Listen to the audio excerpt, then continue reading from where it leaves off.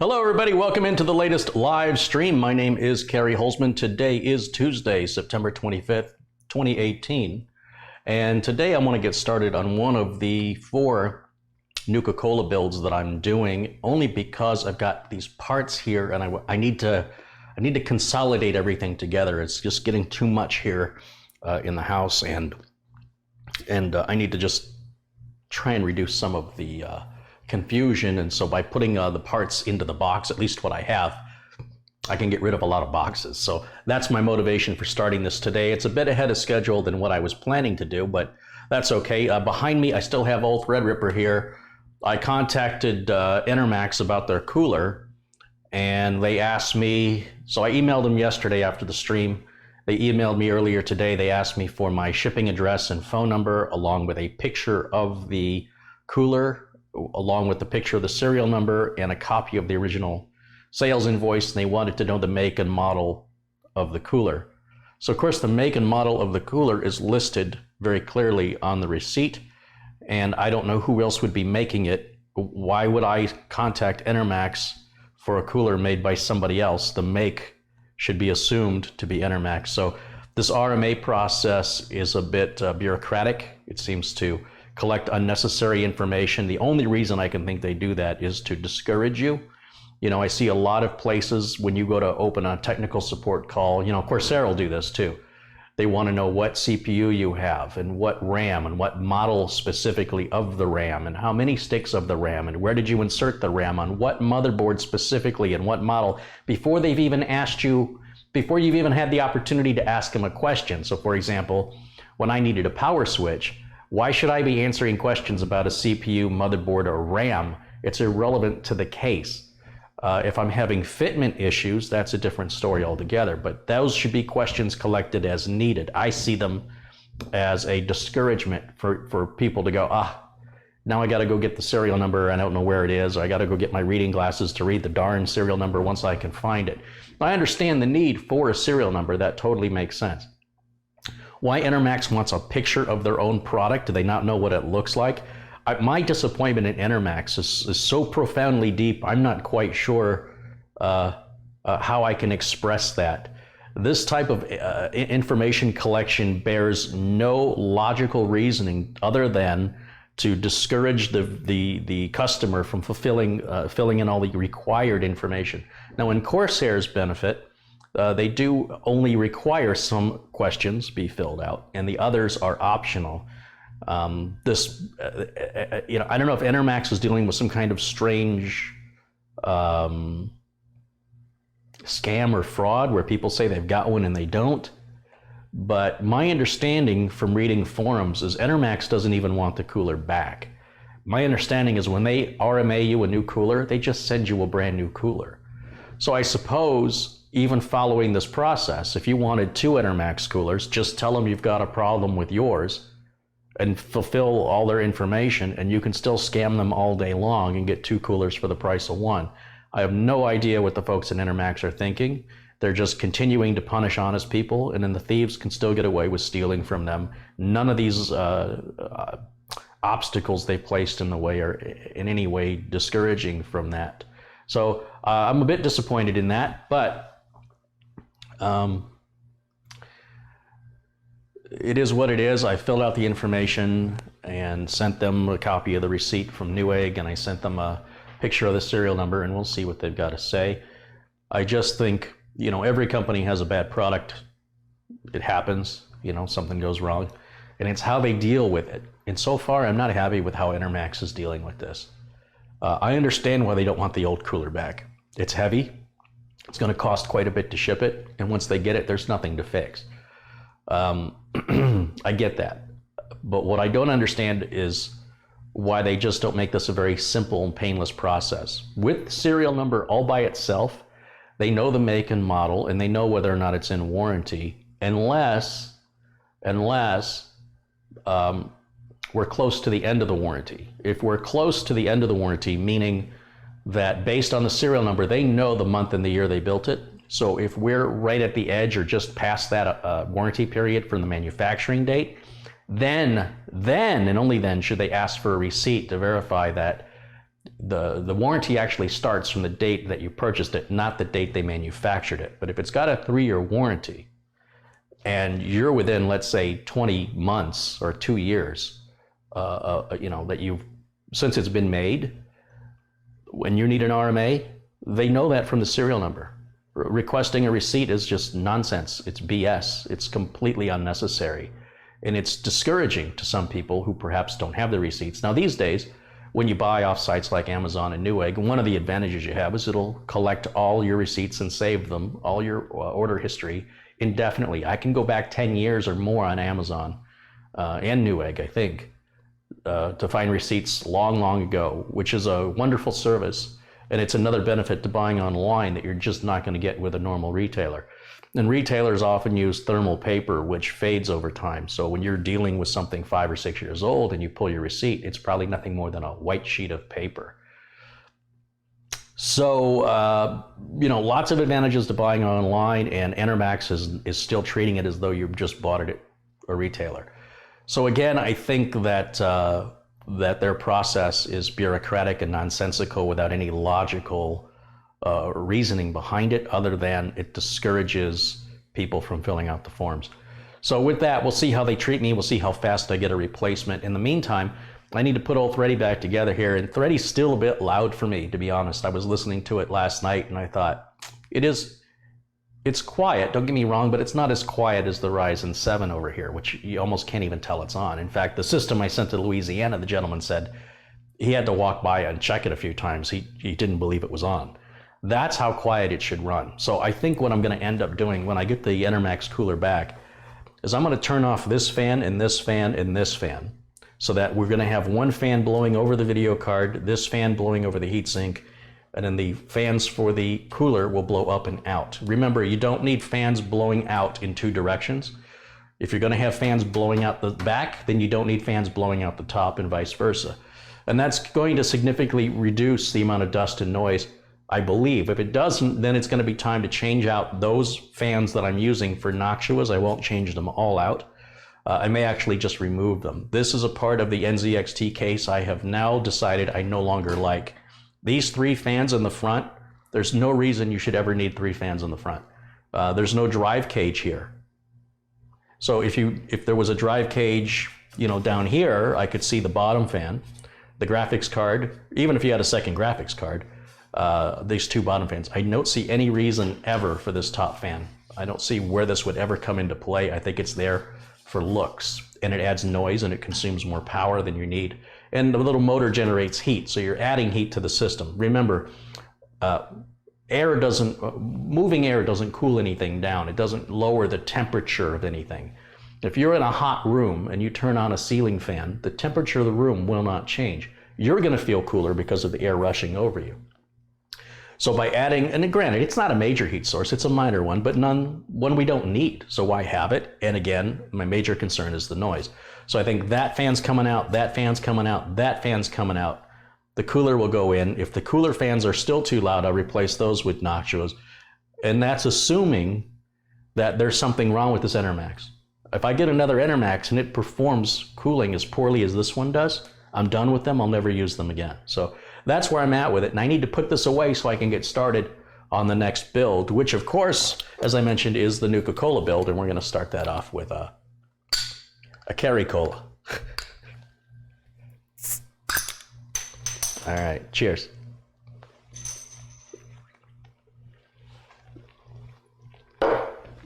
All right. Let's pick that up before I step on it.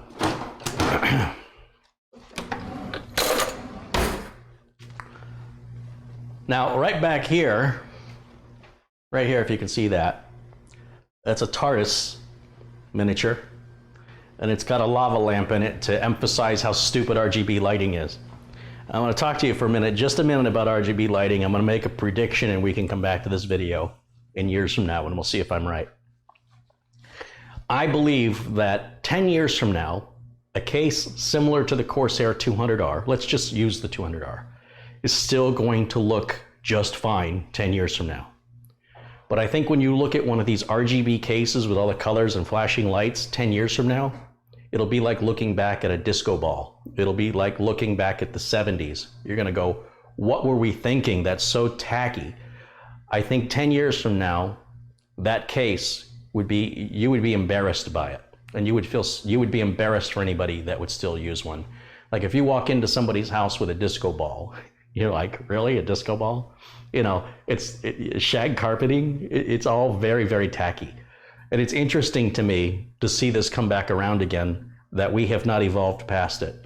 So mark my words, 10 years from now, look at a Corsair 200R next to a case with all these RGB lights, and we'll see which one will be the one you would want 10 years from now. That's all I have to say on that.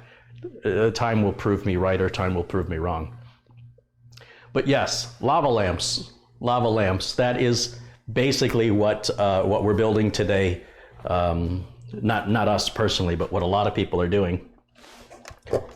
Just this part right here. This is it, man. This is your modern computer right here.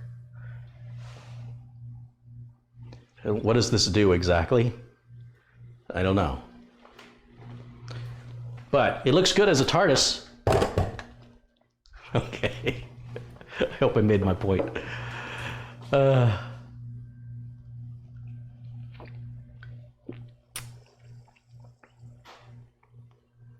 Leisure Suit Larry all over again. Anyway, so what I've got to do with old Thready here is I want to put her back together, and that means I got to completely remove the cooler, and then we'll put the lid back on and button her up. So this will just take a moment, and I'm going to have to make sure I put these screws away, because when the new cooler comes in, I will obviously need those to put the new cooler back on. And there's a lot of them. So thank goodness I've got the cordless driver for this job. There's 1, 2, 3, 4, 5, 6 across the top, 6 across the bottom. It's a little overkill. That's about, I would say that's about twice as many as you really need. But we got them, so we'll use them. It certainly doesn't hurt to use more than you need. It just takes a little bit more time. And you'll get diminishing returns. In other words, it's not going to hold it there any better. It does look nice with all the screws in it, kind of like rivets. It's not really doing much, that's all. So you're putting effort and time into something, and all you're getting back is a look instead of function. But honestly, 2 on the edges and 2 in the middle, that's all it needs to hold it in place. And I mean, even shipping it across, you know, thousands of miles, it would be just fine. In fact, 2 in the middle don't even have to be there. You could get away with 4, 2 on each end, and be done with it. Okay, so there's our bracket. That's going to go back in here.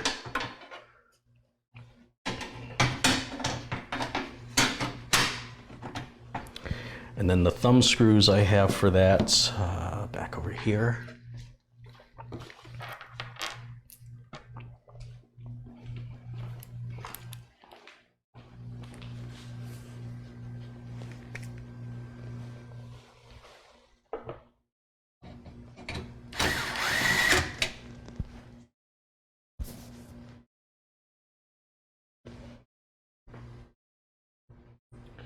Let's see, this is hard to see. There's 2.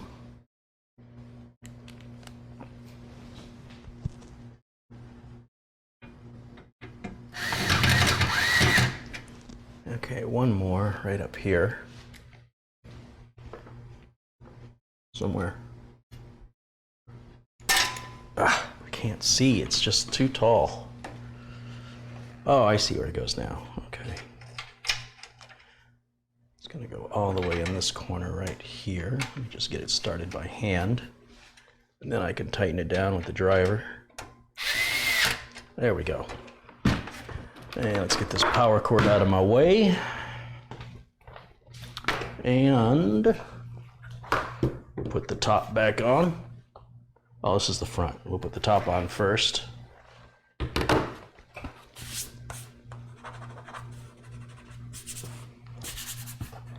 Clean it. So let's see, how does this go back on?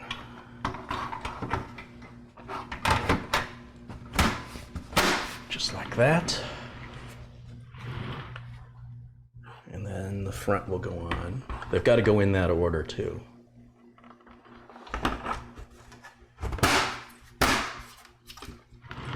There we go. Much better, much better. So let me put all Thready over here. So Thready's better, but not where I want her to be. Thready needs to really be silent, but deadly. I'm cracking myself up. Seriously, that's what I need from Thready. I need silent but deadly. I think I got the new name of a future video. Okay. Oh, I'm funny. All right. It looks good. And let's get this cooler put away just in case what I read on the internet is wrong and Enermax actually wants it back. I'll make sure I keep everything together. And I'm going to put these screws in a Ziploc bag so I know where they are when the new cooler comes in. And I'm assuming I'm going to get one. We'll see. Maybe Enermax wants me to wave chicken bones over my head and chant. Maybe that'll make them feel better. They don't know I have a YouTube channel. I'm not exposing it to them. I want to see how a regular customer gets treated by their RMA department. I want to see what sort of tactics they use, the information they collect, and what turnaround time is between the time I initiate the support ticket and then the time I get the product and then install the product and verify that the product isn't defective. Once all that's been settled, then I will send Enermax the video and make them aware of who I am. And I hope it will be flattering for them and not an expose. All right, let's get the cooler out of the way, because that'll be good for both of us. I don't ever want to use and I don't want to use the word celebrity, but it's the best way I can explain it. I don't want to use my influence on YouTube to get me better service than you guys would get. In order for me to recommend a product, I need to know that I need to know the experience that you're going to have. You know, I had another problem. I went to hook up, this I've got to show you, you got to see this to believe it. I created another RMA, this time with Gigabyte, because the whole time I've had Thready, I never put the antenna on. It's got built-in Wi-Fi on the Gigabyte board. And where's my Wi-Fi antenna? Because you got to see it to believe it. It appears to be defective. Give me a second here. Let me find what I did with it. Oh, here it is. Okay, I got it. Tell me if you guys have seen this before. Again, when you just build one system, you're not likely to run into problems. When you're building hundreds of systems, that's when problems are going to show up. So this is the antenna that comes with the Gigabyte Aorus motherboard that we're using here in Thready. And I went to screw it on, but do you notice something's missing on the end of these cables? Do you see that? There's no nuts. There's nothing to tighten them down. So I thought, well, maybe they just pop in, which would be weird. But they don't. They go into the center point of the Wi-Fi card built into the motherboard, and then they just fall out. So clearly, whoever built this forgot to put those on. You can't put it on after the fact. That it has to go on through the wire before the ends are put on. So that is, I've created an RMA with Gigabyte. I'm wondering if this, I can't be the only person. I'm wondering if people that ordered this motherboard, how many of us were affected by this? And if you guys see any Google, if you Google this, if you search for it, I guess is what I'm trying to say, and you find any discussion about the Gigabyte Aorus, what is it, a 470 Gaming 7, I think is what it is, coming with a Wi-Fi adapter that doesn't have any nuts, I just find it hard to believe I'm the only one. I think this has got to be something that is affecting a whole batch. And how many is in a batch, I don't know. So I wanted to make you guys aware of that, because until I went to put that antenna on yesterday, I'm looking at it right out of the box. I looked at it and I went, wait a minute. That's how busy I am. Like, I've never even looked at it. You know, I kept moving it out of my way. It's like, this antenna's in my way. And it's a standard antenna. I can buy an antenna. but I shouldn't have to, especially for what that motherboard costs and for the specs of the system being a $4,200 system. I don't see that on $60 motherboards. I certainly shouldn't see it on a $200 motherboard. So anyway, what am I missing here? Got a very nice email earlier today from Colin. I appreciate that, Colin.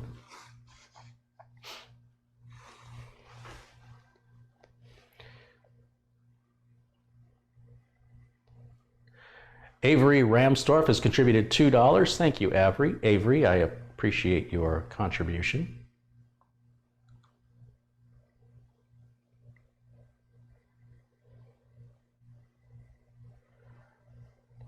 I've got to refresh this page.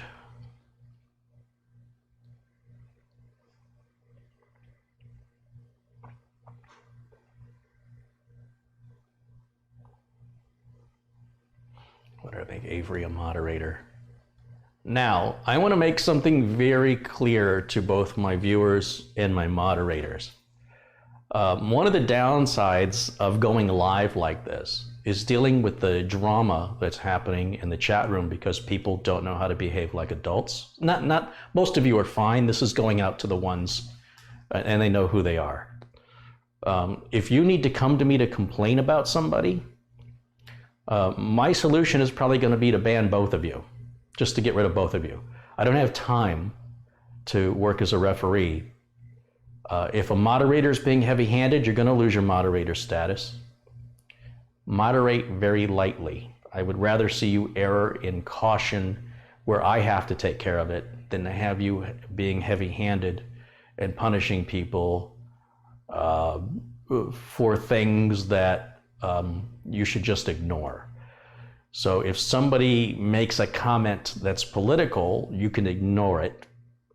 But if they continue to insist on talking about politics, then we have to deal with it. There's a lot of entitlement happening in the culture of the world today where people think they have a right to come into this chat room and say whatever they want to. You cannot walk into my house and say whatever you want to me. I will ask you to leave my house, and if you don't leave, I will have you arrested for trespassing. Now here on YouTube, you're invited guests and everybody is welcome, but nobody has a right to be here. And I want to make that very clear. If the drama continues where it's distracting me from getting work done, then I will make these live videos invitation only to the people I know are good viewers. It's not really hard to not say anything. I like to see people participate in the chat, but when somebody says, for example, there's too many moderators, there aren't too many moderators. There's not enough moderators. And you should be asking why you're not one. Moderators represent the behavior and the professionalism that I come to expect from people I make moderators. And if they fail to do that, if you believe a moderator is not acting in my best interest, please bring it to my attention. All you have to do is make a time note of the time in the video, and I will go back and watch it, and then I will decide whether or not that person should maintain moderator status, okay? I can't see everything. You can't just tell me after the fact what somebody did. I need a time stamp, and I will correct it. I promise you I will correct it. But what I don't want you doing is whining to me like I'm your mommy. That's not gonna work. And I don't want you telling me how you have a right to talk about whatever you want to talk about. You do not have that right. You are a guest here. Now, it's very easy for you to sit on your hands and say nothing if you can't contain yourself. Just don't say anything, and you're welcome. You're always welcome to say nothing. But if you want to come in here and insist on talking about politics, talking about your supposed entitlements, that's a quick way you're going to get yourself banned. I just want to put it out there right now. I'm a businessman. I have a lot of work to do. This is not a regular YouTube channel where people just, it's Wild West. Anybody does what they want. You wouldn't behave that way in my home. Some people say, well, the rules are vague. The rules are not vague. And if you need to be told what the rules are, then there's a problem, honestly. The rules are very basic rules, and that is we are family friendly. You will treat each other with respect. You will support one another. You will not disparage or insult anybody in the chat under any circumstances. And if you need that explained to you, then maybe you just don't belong here. So this is a community of people that all support one another. We all share a common interest. We all enjoy computers. And we should all be having a good time. We shouldn't need to have discussions like this, okay? And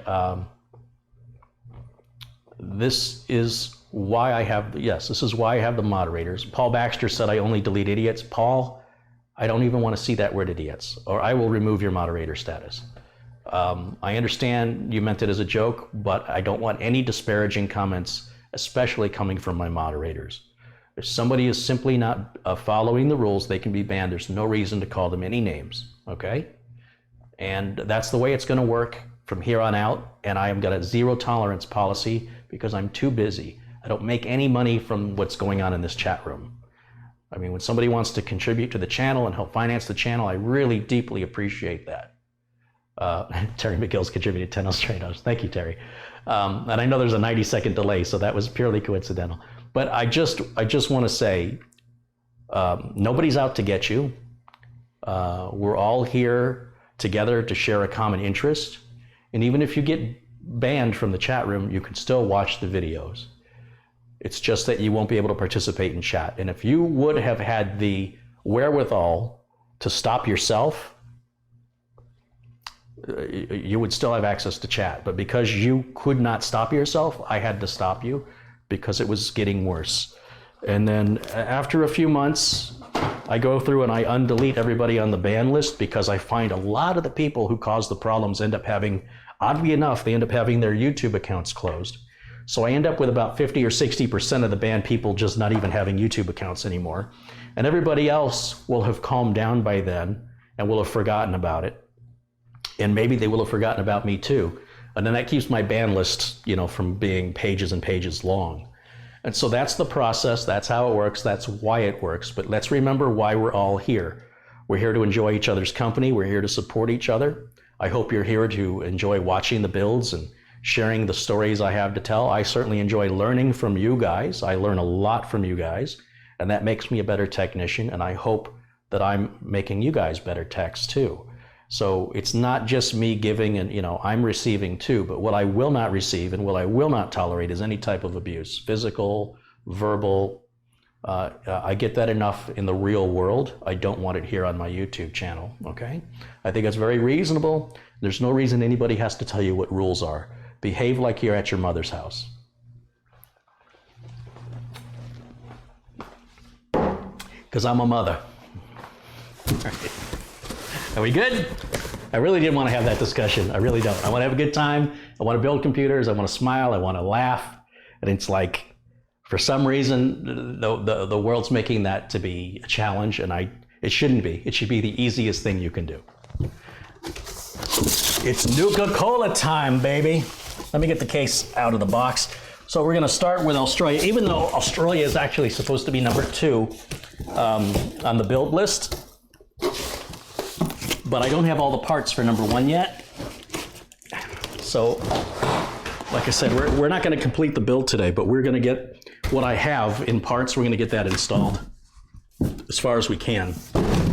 I know I'm missing the RAM, and I still haven't had a chance to even see if I ordered it. I find it hard to believe I would have left it off, but I've been so busy, anything is possible at this point. I'm surprised I put my shirt on the right way. Dave 1182A has contributed $5. Thank you for the contribution, Dave. I appreciate that. Also, did I make, is Terry a moderator? No, he is now. Thank you, guys. Thank you. All right. All right, so I got to make a note to myself that this bottom one is cardboard.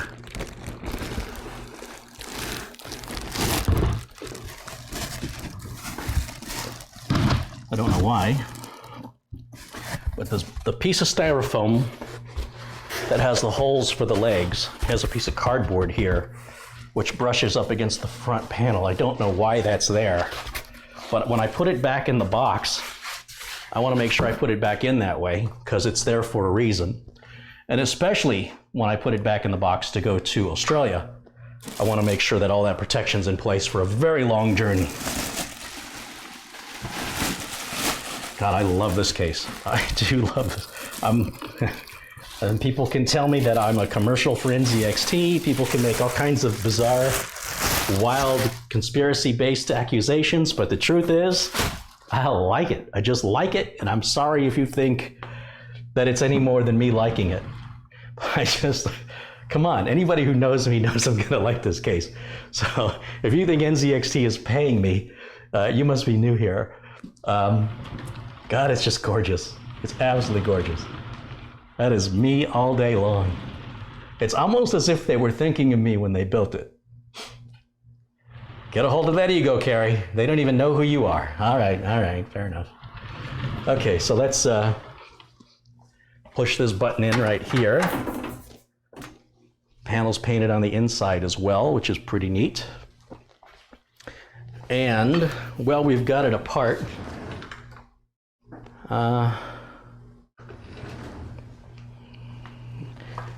You know what, I just want to get this panel out of here because I don't want to knock it over. I'll just set it here for now. Okay. Very good, very good. What do we have in here? We've got some styrofoam for some reason. We've got a box. Probably have to take it from the other side. So here's the glass panel with the holes drilled through it that Silverstone says puts stress on the glass, but that seems more of a manufacturing concern. I've never seen a glass panel crack anywhere near where the holes are drilled. Have you? I think that's just a manufacturing concern. But let's go ahead and get this glass panel off and let's put it away. This marking, this is all just plastic. And we're going to leave that on, obviously, for the customer to remove, because I don't want the glass to get scratched up at all. Let's go ahead and take that off. There's the glass.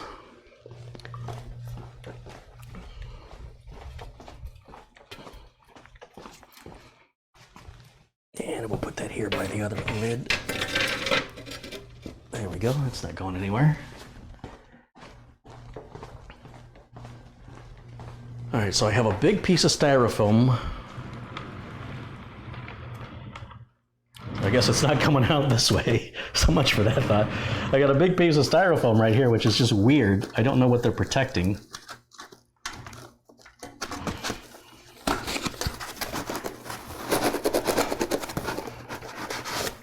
Obviously, that won't go back in. Maybe this is what they're protecting.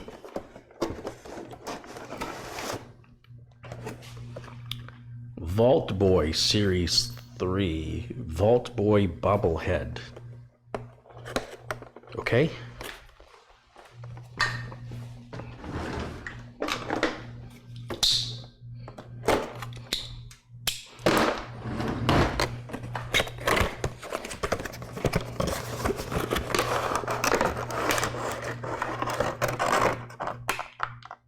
Okay, well, there's the bobblehead. I guess that must mean something to somebody.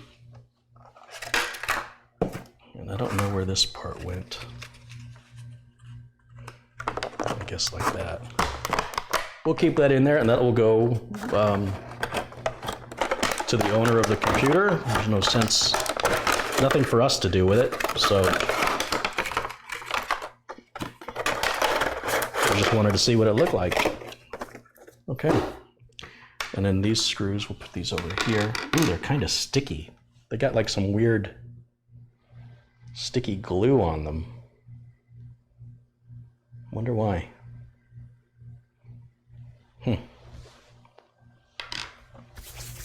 Sticky. So this box, this is going to have all of our hardware that we need for mounting everything in here. And there's our front port umbilicals. We can go ahead and take this off. Very good.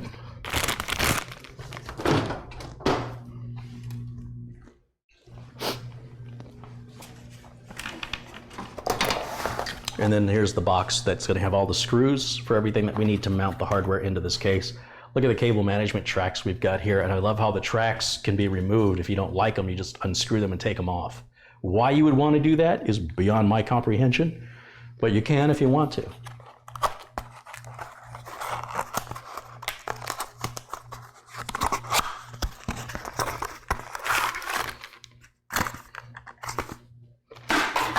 Instructions for the case. And then they've given us some nylon zip ties, always a nice touch when a case manufacturer includes them. Although with a $300 case such as this, I would expect no less. This is a breakout for the front port. What NZXT does, every case manufacturer should do, and that is all the front switches and LEDs are on one connector. Just plug it in, as long as your motherboard meets the industry standard. If it doesn't, you plug in this breakaway. Now this is the opposite of what everybody else does. Everybody else gives you the breakaway, and in some motherboard manufacturers like Asus and Gigabyte, they have their G connector or their Q connector, which combines those into one connector. It should just be one connector right from the get-go, and it should be provided by the case manufacturer. The only time a motherboard manufacturer should give you something like that is if they move away from the industry standard, then it should cost them more to include that as their consequence of making that terrible marketing decision or engineering decision. Sometimes hard to tell which is an engineering decision and what's a marketing decision, because some of these engineers are so smart they're stupid. Truly, I've seen engineers do things in the most difficult way possible, and then I scratch my head going, did you really think this through? Sometimes smart people, like really, really smart people, end up making things far more complicated instead of focusing on keeping it simple. It's like designing, if I was designing something for an engineer and I wanted to impress them with my skills, I would make it as complicated as possible. But when you're designing things for consumers, you want to reduce the likelihood of damage, whether that's through shipping or manufacturing or in the consumer side of putting it all together. And that's the real elegance and genius of a really smart engineer, is someone who can take something complicated and make it simple. A lot of the engineers take something simple and make it complicated, and they pat themselves on the back, like, look at how smart I am. And they don't realize how foolish it makes them look. And you scratch your head and you wonder, this guy went to school for this?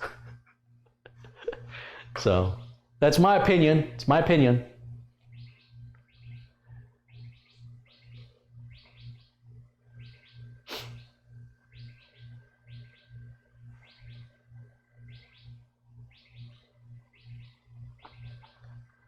Say I missed a contribution. Let me look up and see here.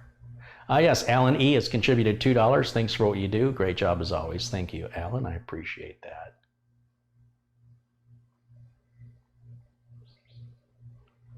Okay. Scroll back through here. Maybe the screws were dipped in Coca-Cola syrup. Maybe they were dipped in Nuka-Cola. It should come equipped with a bottle cap opener. You know, that's a really good idea. If they would have had a little bottle cap opener right here on the side, that is a really good idea. Are these builds for customers? Everything on my channel. So I'm afraid your mind has been poisoned by YouTube hobbyists and enthusiasts that have tech channels. And they show you how to do stuff that no business would ever pay you to do.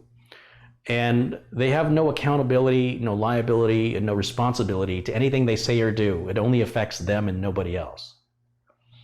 So the example I like to give is, let's say a guy likes to work on cars and he films some of the engine work he does, but he's only working on his car. If he puts a supercharger on and he changes the cooling system and the car breaks down as a result, he's the only one that suffers. But when you're working as a mechanic and say you've got to work on a fire truck or an ambulance, and that ambulance or fire truck breaks down, the one you just worked on, while going to or from an emergency, in an emergency capacity, how are you going to feel? Because if somebody dies because you decided to upgrade the cooling system or you decided to make it go faster and you spent this time and effort to give it more horsepower, and now somebody's died. So there's not quite that level, but it's the most extreme example I can give you, that when I build what I do for a living is I do repairs, upgrades, and builds.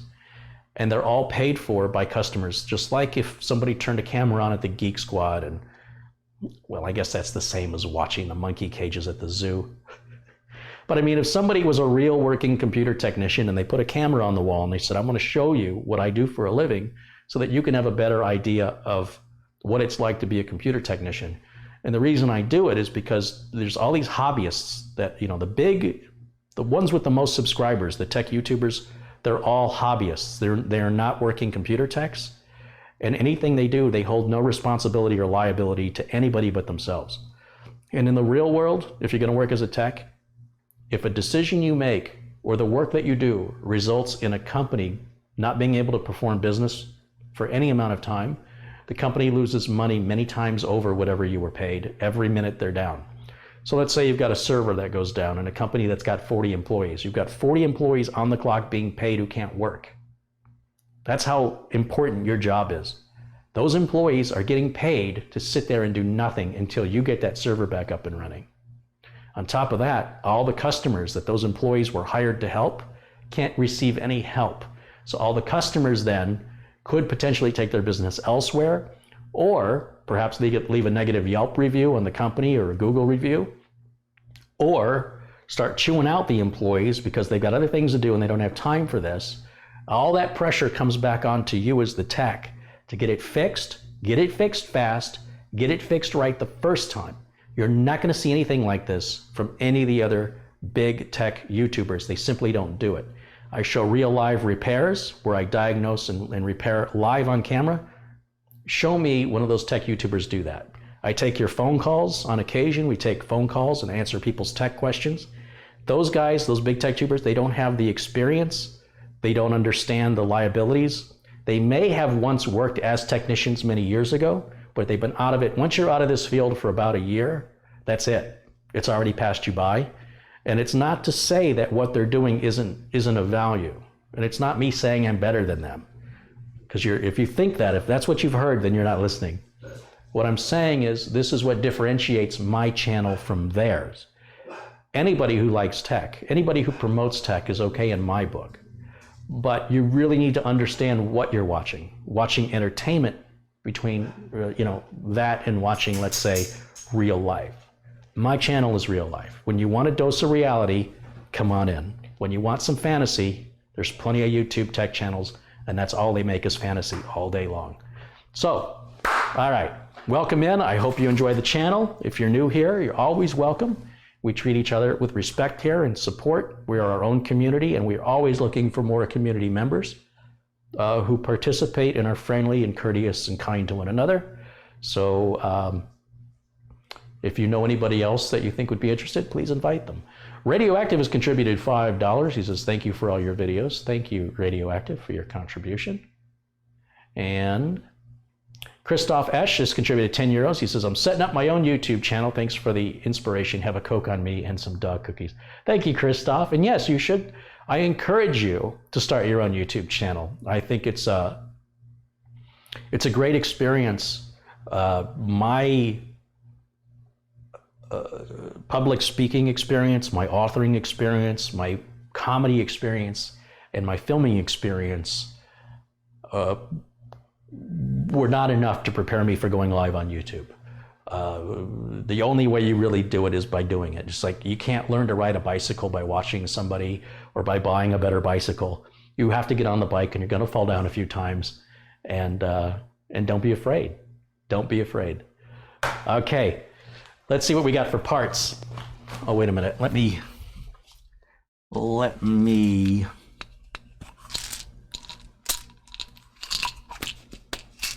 get in my cabinet here for a second. Okay, so parts. Now I showed you these parts yesterday. We're going to go through that again here in a minute.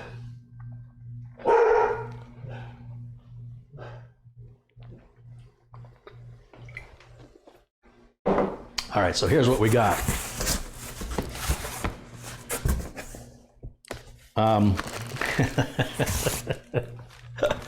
Well, that's not going to work. This is a DVD drive.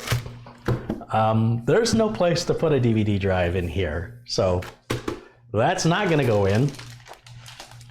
I've got a Seagate 6 terabyte mechanical drive here. We've got a 970 EVO 1 terabyte SSD. We've got a Core i7 8086K right there. We'll be using the GeForce GTX 1080i graphics card, but that won't go in for a week or two because we're not going to be ready for that. That's one of the last things that gets installed. We've got the Aorus Gaming 7 Z370 motherboard, which is similar to Thready. Thready's got the AMD version of this. I want to look at the Wi-Fi the Wi-Fi antenna in here. Assuming there is one.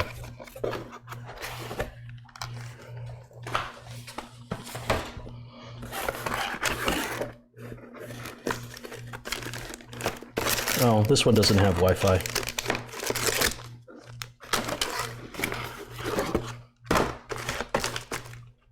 That's all right.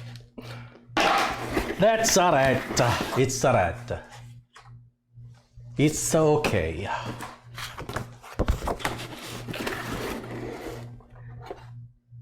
Carey, the price for the Lazy Susan is $136 Canadian in Canada. You know, when I was looking for Lazy Susans, I couldn't find one for under $300. And a viewer had contacted me. They were building a computer. Somebody, it was an older gentleman, retired gentleman, was building his computer. I think his name was Robert Mulligan. Now, normally I don't deal with these emails that come in looking for free support. I'm just too busy helping paying customers to handle somebody who just wants more for free.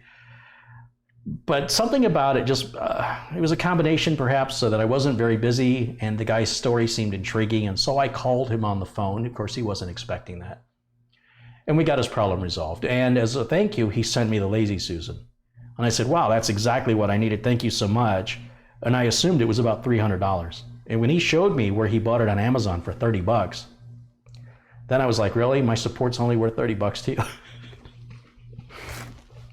Anyway, it's a great Lazy Susan. I really like it a lot. When I was looking for them, I couldn't find one for 30 bucks. In fact, the ones I did buy were too small. I've got two that are too small, and I don't use them. Maybe one day I'll find a use for them, but for now, they just sit in my back office. Let's get the I/O shield put in.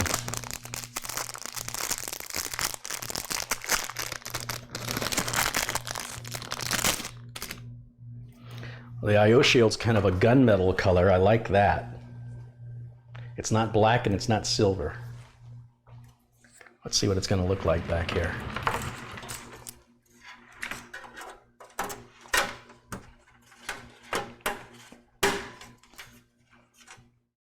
Okay, there we go. And we can put the power supply in. For power supply, we've got the really nice Seasonic Focus. You know what, let me get this box out of the way. This one's in my way too. Too many boxes.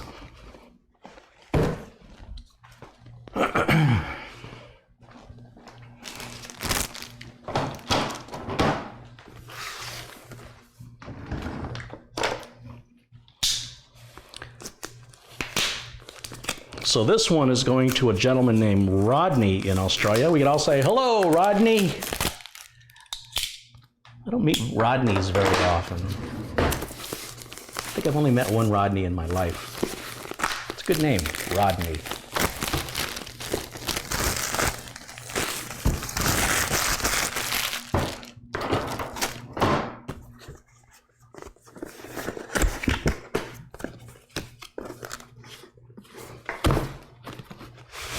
Now this is 80 plus gold, so there is 80 plus platinum and 80 plus titanium, which are a bit more power efficient and of course cost more money. I think they're a bit overkill, and it's just marketing speak to get you to spend more for something that you don't really need to have. It was only a few years ago that power supplies had no such thing as a power efficiency rating. So any power supply rated with 80 plus at any energy level, any efficiency level, is far superior than the power supplies we were using in the years prior that didn't have the rating at all, because they were crap. See, Sonic's still liking to use the bag. The bag doesn't even cover it up all the way. Look at that. It's just a bag that, it's like a mini skirt. I don't know what you're supposed to do with that.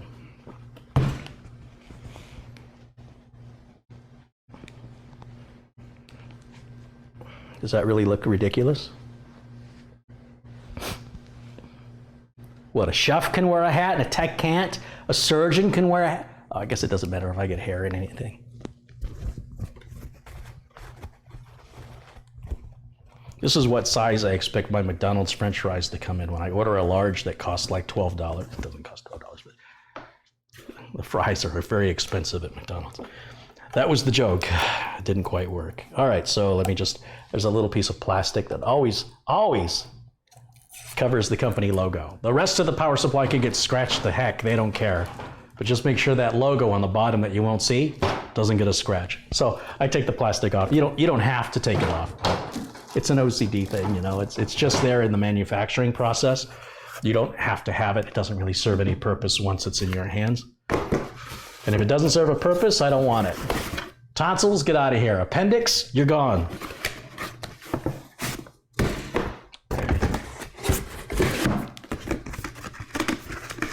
So that's the box for the power supply.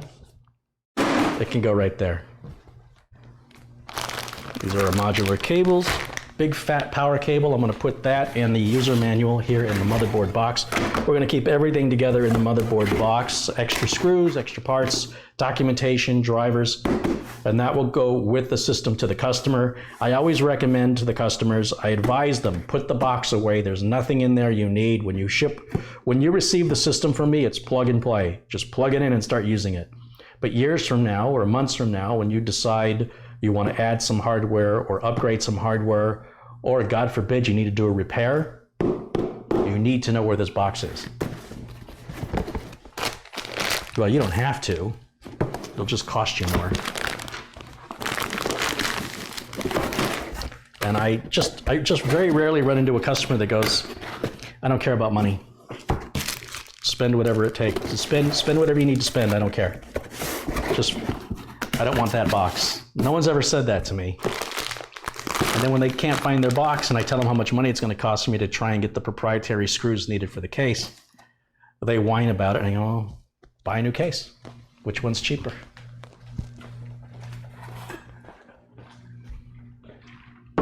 So putting the power supply in, oh, it looks like these are captured screws, which is always a welcome thing in my world. And we want the fan facing down, always the fan facing down, unless you have some extreme circumstance that would justify otherwise. Were there screws that came with the power supply? If so, I would prefer to use the screws that come with the power supply rather than the screws that come with the case. Either will work fine. However, it is my personal preference that if a power supply comes with screws, and the screws are going to match the case, which in this case they are black screws, then I'm going to use those screws. If you were to actually scientifically test the strength of the screws and the difference between them, there probably isn't anything to be concerned about. It's mostly a process of preventing problems from occurring. It's a personal preference, and I can say it prevents problems from occurring because I haven't had any problems from using the wrong screws because I never use the wrong screws. So it's a self-fulfilling prophecy to keep patting myself on the back when the other screws, which I'm calling the wrong screws, they're not the wrong screws. They're just, these are specifically designed by the power supply manufacturer to hold their power supply. And if it was important enough for them to include it, then it's important enough for me to use it. I guess that's the best way I can explain my logic in that. But in the grand scheme of things, it probably doesn't matter.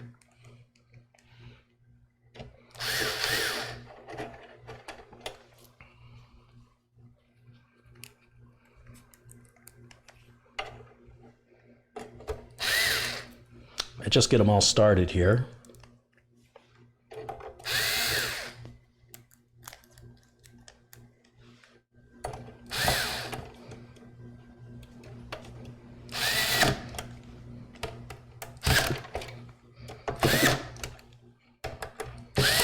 You don't have to tighten them in any specific order, and I do like to take them a little bit tighter. These screws and the heatsink for the CPU are the only screws I worry about tightening down just a little past what the electric screwdriver can do, and I don't like using the electric screwdriver on CPU coolers. I will sometimes. Some of the coolers are just too difficult to try and push down on a screwdriver at the same time of making sure everything's lined up. But if you're just building your very first system, you don't need to invest in a driver like this. This is probably the best electronic screwdriver I have ever used for building computers.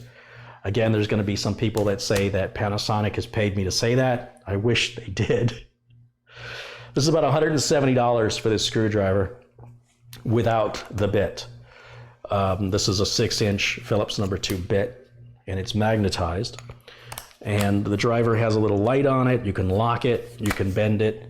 It's got 2 lithium batteries that last forever. It charges very quickly. It's got 2 rotational speeds and an auto off clutch. I've got the clutch set to 3, so the driver will torque those screws down to the specific 3 setting that I've placed, and it stops, it shuts the screwdriver off. This is not critical to the operation or building of a computer, but when you're building as many as I am, it prevents repetitive stress disorders. And it's quick, it's fast, faster than I can turn them. So that is basically my lightsaber. This is called an EY7410 from Panasonic. And I've been using this for a couple years now. You guys, if you've gone back a few years, you've seen me use a number of different drivers. At one point I had about 8 different ones. And this is the one I found myself going back to time and time again. So I ended up getting rid of about 6 of those other drivers. I had the older version of this Panasonic. I sent it to my friend in Illinois. Hey Ron, how's that driver? Is it still working? It was black and yellow, if you guys remember. And because of the sheer amount of hardware work I do, having an electric driver, it doesn't have to be an expensive one. But anything to help reduce repetitive stress disorder or carpal tunnel is smart thinking for the future of your career. Unless you plan on retiring soon, you don't have to worry about it. But it's just working smarter, not working harder. Power supply, fan facing down. It's just going to slide in like this. Now, this is a good time to go ahead and plug any cables on, onto the back. It's easier to do it now than to reach into the case and do it later. But I don't want to do that yet, so I'm just going to leave it for now and keep moving forward with the build.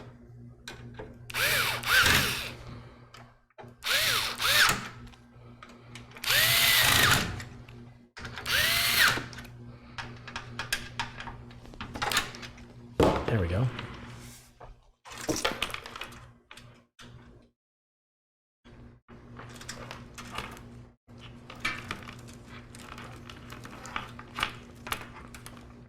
Just want to untangle some of these cables. It drives me a little crazy sometimes.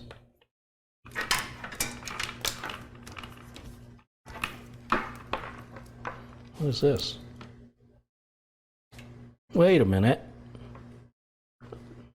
NZXT broke out the power switch. I just went and said how much I liked the H700 case I've got there, H700i, and how I love how the connectors were all, the switches and LEDs were all on one connector, and now NZXT's gone backwards and separated them out just like everybody else. Thanks for making me look like an idiot, NZXT. I still like the case though. But it just went from love to like. That's how fickle I am.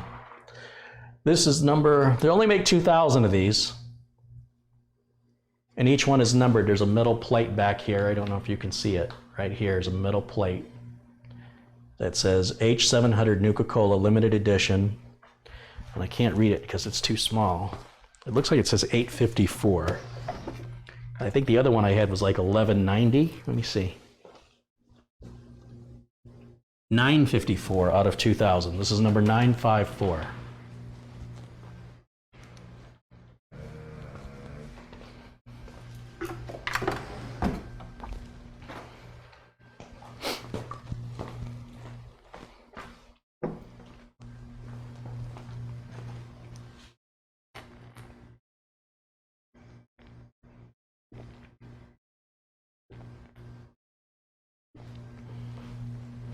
Okay. Now what I've got here for the motherboard prep, let me just move some of this out of the way again. Counter space is really important when you work on a computer. I see too many people crowding themselves, and that's a good way to accidentally knock things over and cause some damage, and it's just a little frustrating. So I highly recommend you find a table and you clear the table off while you build. And if you're not working on something, get it off the table or get it far enough away from you. Actually, these screws, these sticky screws, they can go in the box. Get it far enough away where it doesn't get in your way. And you'll see even like little detritus and stuff I've got, just take it off. You don't want that stuff getting on your brand new parts. It's something you're gonna have to clean up anyway, so do it now. Make sure your work area is well lit. Try and be in as much of an anti-static or electrostatic free area. That means working on tile, wood, laminate flooring. You just don't want to work on carpeting if you can avoid it. And always handle the parts the way you see me handle them, and or get yourself an electrostatic discharge strap if you're really concerned about it. I'm not worried about it. I built computers, been doing it now 27 years. We don't wear those straps in the real world. The people who need to wear those are the people who assemble the products. So when you have all the little chips and stuff going on the circuit board, that's when they're most prone to electrostatic discharge. Once they're mounted into a circuit board, there are grounding patterns on the board, and they're grounded, and you can still cause damage through electrostatic discharge, but if you did, you should go play the lottery too, because it's so unlikely to happen. And again, as long as you're handling the parts the way you see me handle them, even if there was an electrostatic discharge, it would have no place to go. That's why you try and avoid keeping your fingers on anything metal. Try and hold the parts by anything plastic or edges. Plastic or edges are where your fingers go. And as long as you follow that rule, you really don't need to wear an electrostatic discharge strap. But wearing one couldn't hurt if you really want to.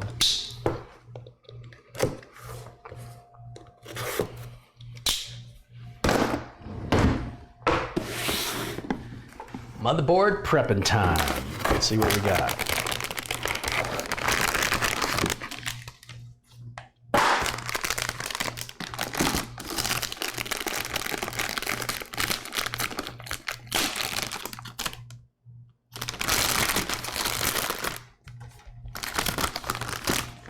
So you see, even when I take the board out, I'm grabbing it by the heatsink and my thumb is on the edge of the board, and I can pull the whole board out. It's really not a big deal. It's not like I gotta really study it to figure out where to pick it up from. This is the part in the bag, you have to pull it out.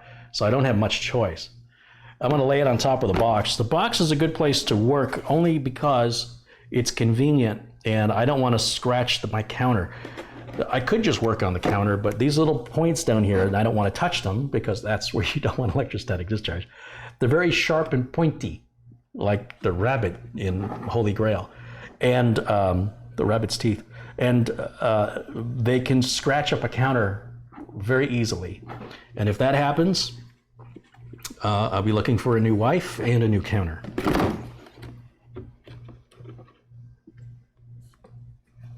There's a lot of plastic on here. So I want to take all this plastic off.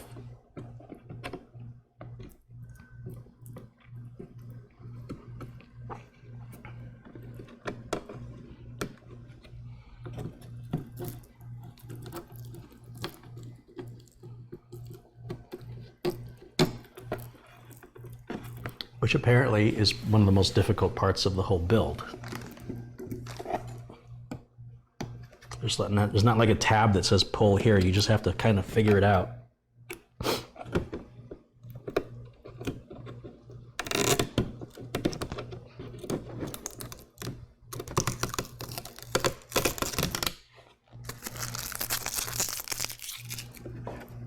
Everything is sticky on this build. It's bugging my OCD. Why has it gotta be sticky?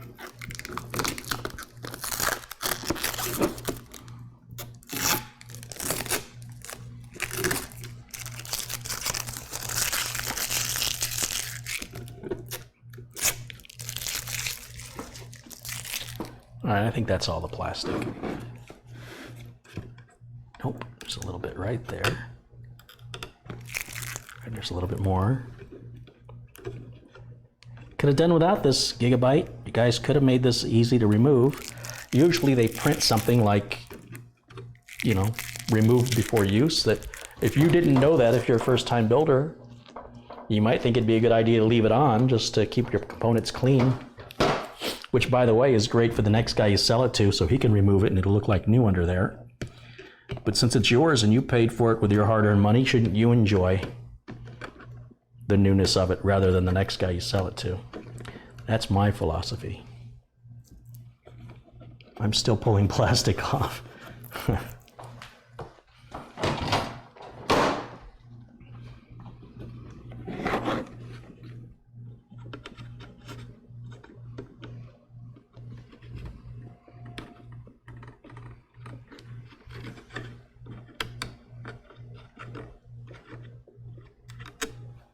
I think I got it all. See how I'm holding by the edges? Watch how I hold the parts. I shouldn't have to bring it to your attention.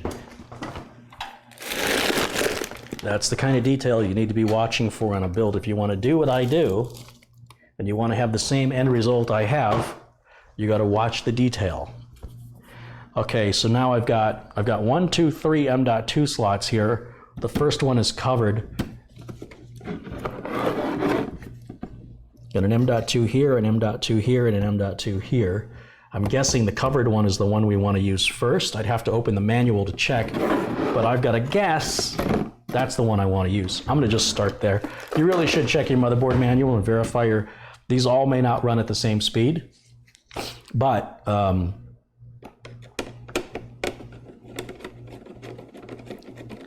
past experience suggests the one closest to the CPU is always going to be fast. So it's got a built-in heatsink, which is enough reason to choose it first. This tape was covering the thermal tape there. And so what I'm going to do is take my 970 Evo out. Mine. It's the customer's 970. I wish it was mine.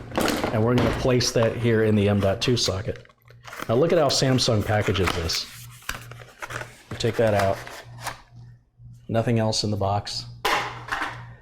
Pull this apart. No anti-static bag, no tape. Just take the chip out. It's got a groove in one side. I've got a great detailed video explaining NVMe versus M.2 SATA. We're going to place that in. It can only go in one direction.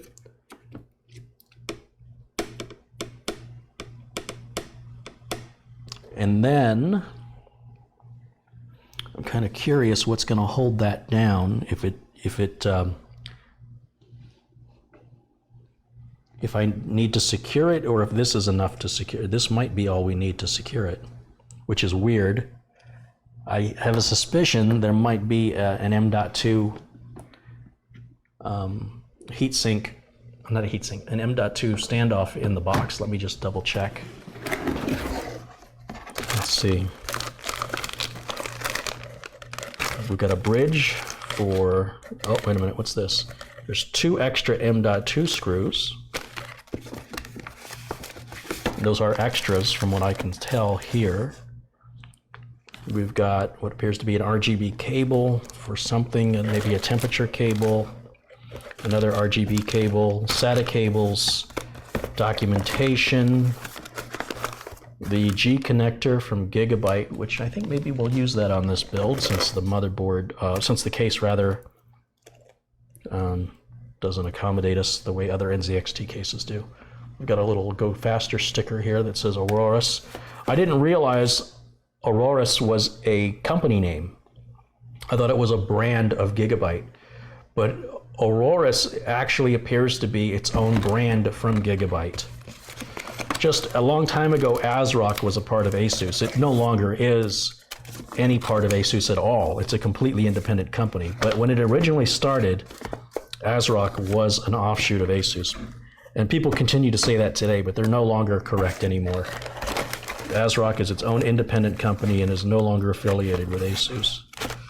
Okay, so it seems that there's no standoff to be used for locking the SSD down. Apparently the heat shield is going to do it, but let's take a look at the manual. So now somebody put stuff on the floor, stuff on it. That didn't sound good at all.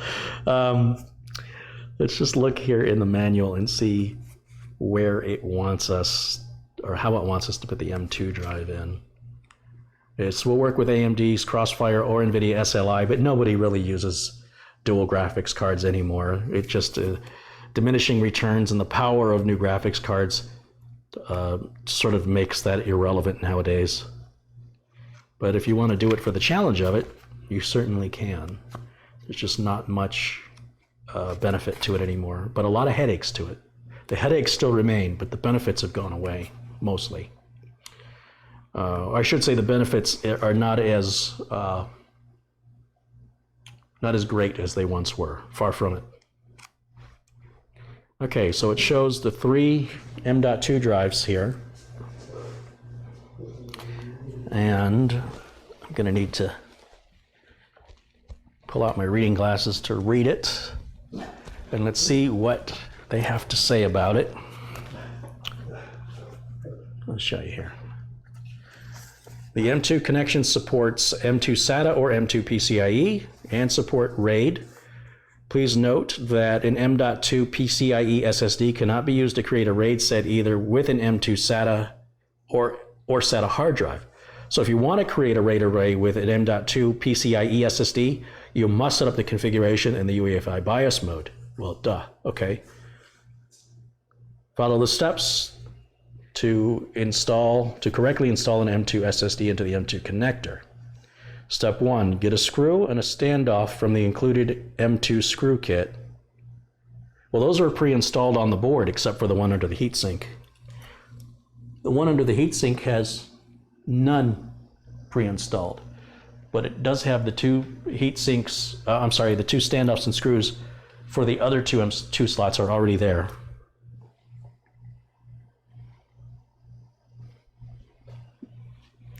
Locate the M.2 connector where you will install the M.2. Use a screwdriver to unfasten the screw on the heatsink, then remove the heatsink. Only the M.2 M32G connector has the heatsink. Locate the proper mounting hole to be installed and then tighten the standoff first.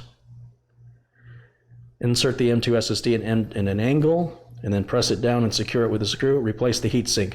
So they are saying there should be a standoff, but there isn't one, even though they say there's supposed to be one. Instead, I've got two screws. Maybe it was a packaging error. Maybe I'm supposed to have, well, let's look this should tell us here what we got in the box. So it says in the box, 1 M.2 screw kit. Well, that's what there is. It's a screw kit. There's no standoff.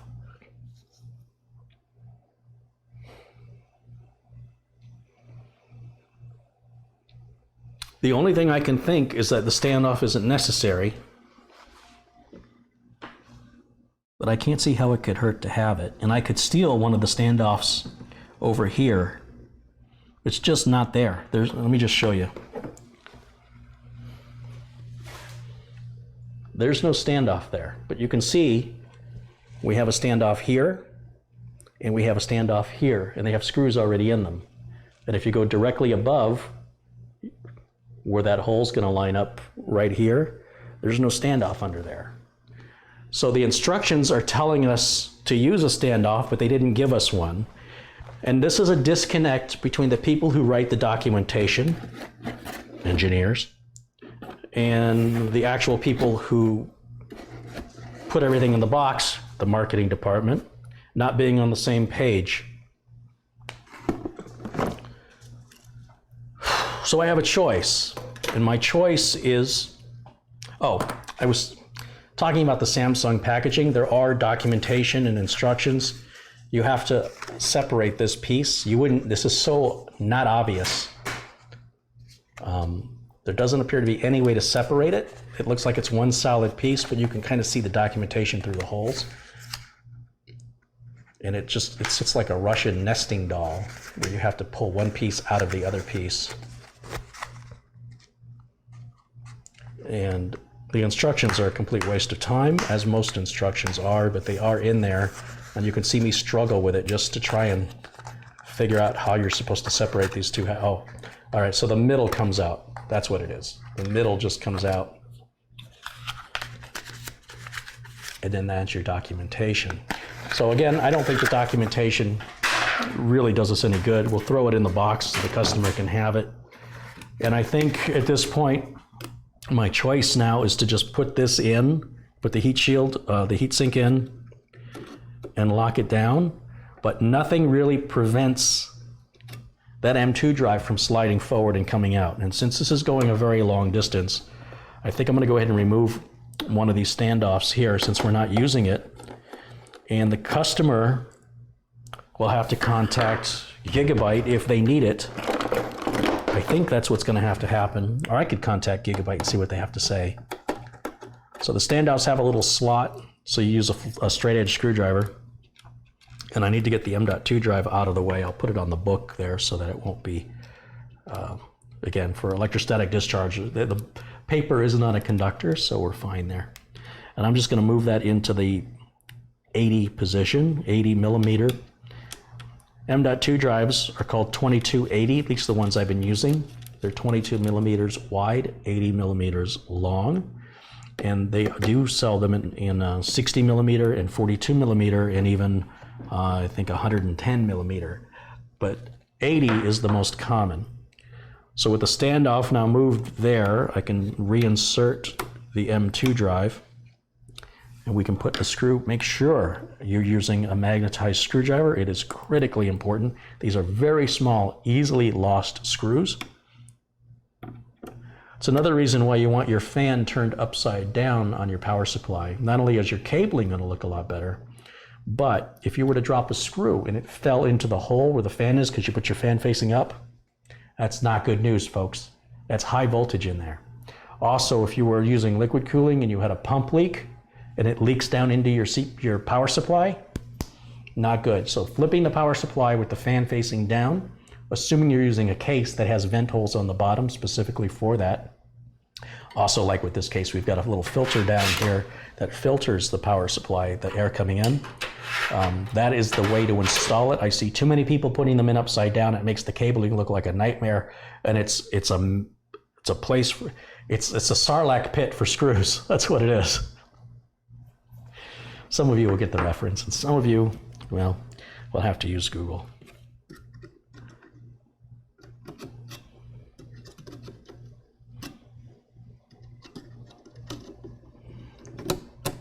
There we go, and just done with that straight edge.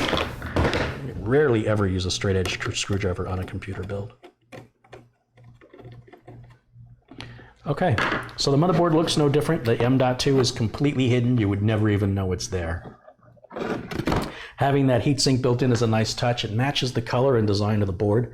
It negates the need for the heatsinks you see me install, like from EKWB, and the struggle I had getting it put together. And then, of course, any video card clearance issues. So if you can buy a motherboard with the heatsink built in, it's great. M.2 drives do not require a heatsink, but what happens, like anything else, when they get too hot, they start to throttle down, and you'll wonder why your performance sucks, and it's because it's getting too hot. That's usually not an issue of fan placement, it's more an issue of M.2 placement. This is probably one of the worst locations for an M.2 drive to go, because you're right between the two biggest heat sources, which is your CPU and your graphics card. Now, the bottom of the graphics card should be drawing air in and blowing it out the back, but heat does rise. And of course, if you're overclocking, then you're really cranking the heat levels up. And by situating the M.2 there, it is the single worst place on the motherboard to place it. But it's all too common for manufacturers to place it there because the engineering requirements of the rest of the board. The board would have to be physically larger, or they have to move it around to the back of the board, which, you know, could add some other little negative side effects if you do that. So it'll probably be fine, but just be aware of it. Now we're going to open up the CPU socket, and we're going to lift that lid up, and we'll grab the Core i7 8086K CPU. All this documentation, again, will go in the motherboard box. Go faster sticker. That's our CPU.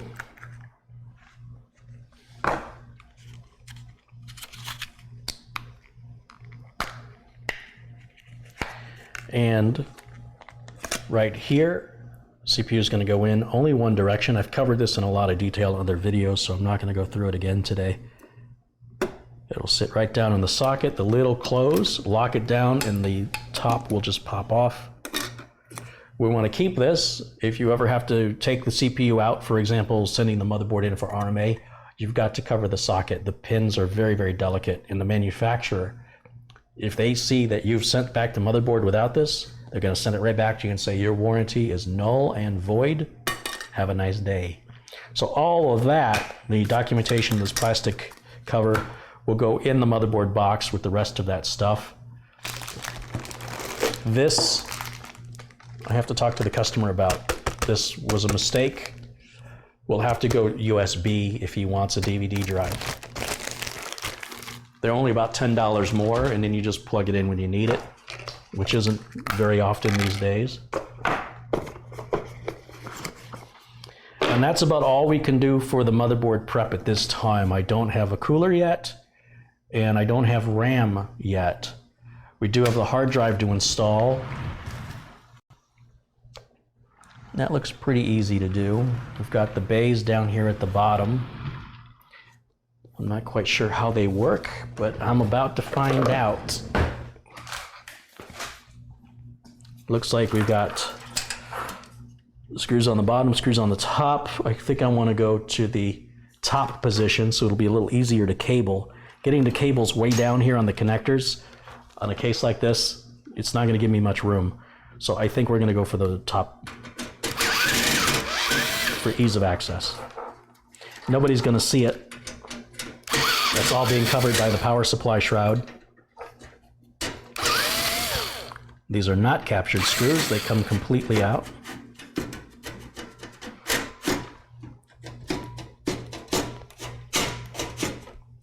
Or do they? Oh, they are captured screws. I just didn't need to take it all the way out. All right, well, that's good to know. But I'm missing something here.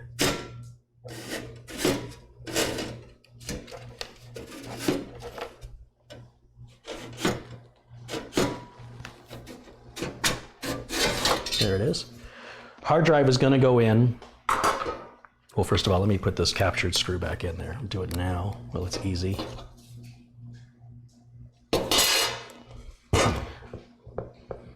You definitely want to be careful with an electric screwdriver. It's very easy to cross-thread a screw and not even feel it. And if you cross-thread something like that, you're up a creek. It's not like you're going to run over to Ace Hardware and buy another one. You'll have to contact the case manufacturer.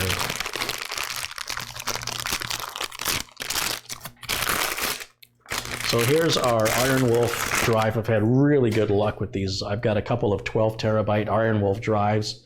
Knock on wood, they've been running great for months.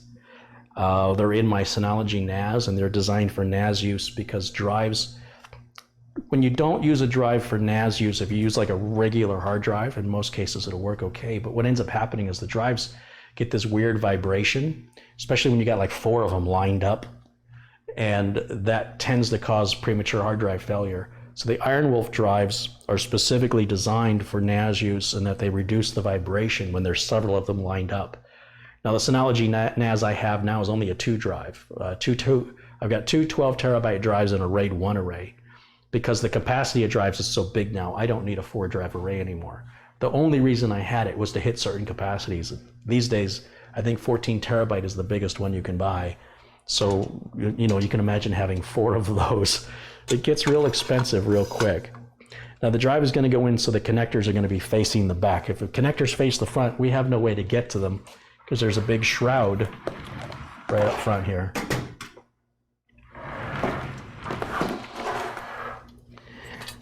Now I wish this was a toolless design. I think NZXT could use a little improvement there for the drive to just snap in. I would like to see NZXT consider that in future case manufacturing. There's no reason we should have to manually tighten screws for these components anymore. They all conform to industry specifications with regards to where the holes are, what size they are, and where they're located. So to have to put screws in manually doesn't make any sense because they all go in the same place, and they could automate that, or they could make it auto lock in, as Corsair does with their basic 200R case. No tools are required. I'm looking in here for the screws, but I didn't put the screws in here, did I? No, I didn't. I left them out. They're right over here. And in these bags, there's going to be one set of screws that has a coarser thread. Oh, look at this. NZXT gave me 4 screws that exactly match what came with the power supply.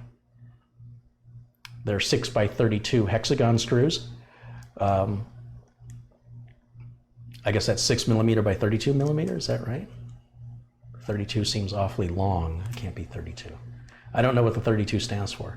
But those are the exact screws that the power supply came with. So what I said earlier about using the screws that came with the power supply rather than the screws that install with the case, most case manufacturers just give you one set of coarse threaded screws, which are pretty shallow with a small head.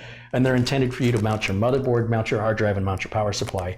And I find them just a little weak for the power supply. NZXT apparently agrees and includes the industry standard type hex head screw traditionally used on power supplies over the last 30 years.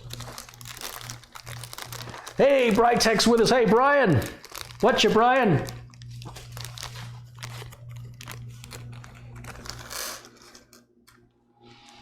One of these days, I'm going to make it to England, and I am going to get Brian pissed drunk.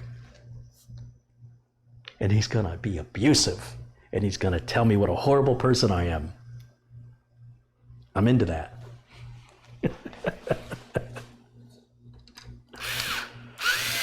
And then we're going to get on the London Underground. We're going to get on the what do they call it? Not the train, not the subway.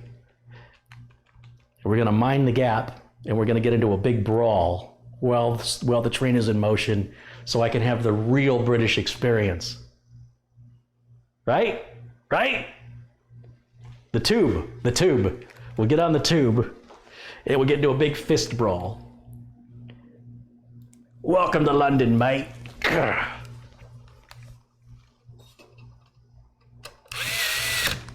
Isn't that how it works?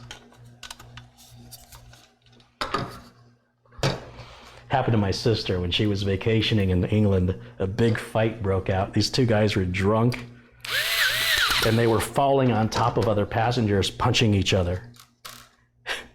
Welcome to Britain. It's not London.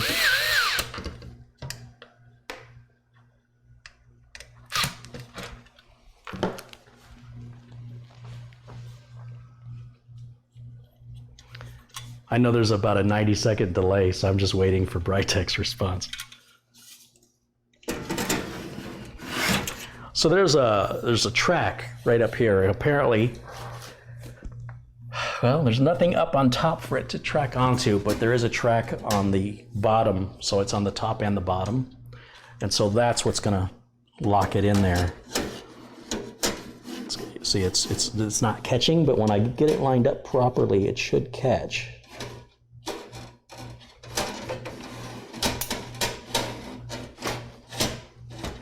Not quite, just a little off. And it's a tight fit. You can see the struggle I'm having. And I'm still trying to look for Brian's response. I don't see it yet.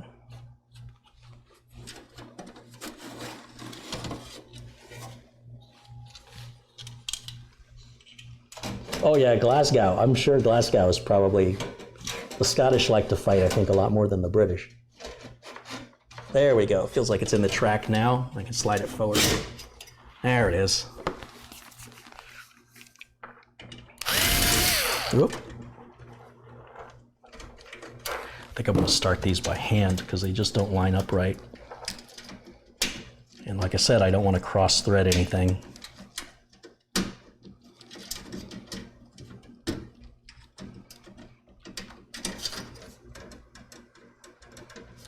I'm not quite sure what the issue is. There it is.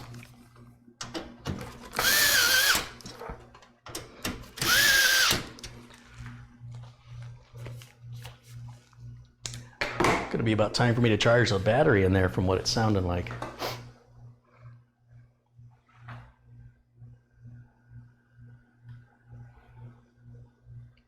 can't hang with me drinking? Oh, I'm not going to be drinking. I'm going to be watching.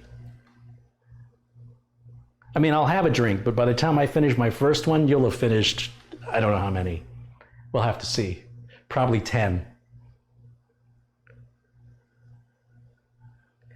I think we saw the standoff for the M.2 drive in the 4th hole.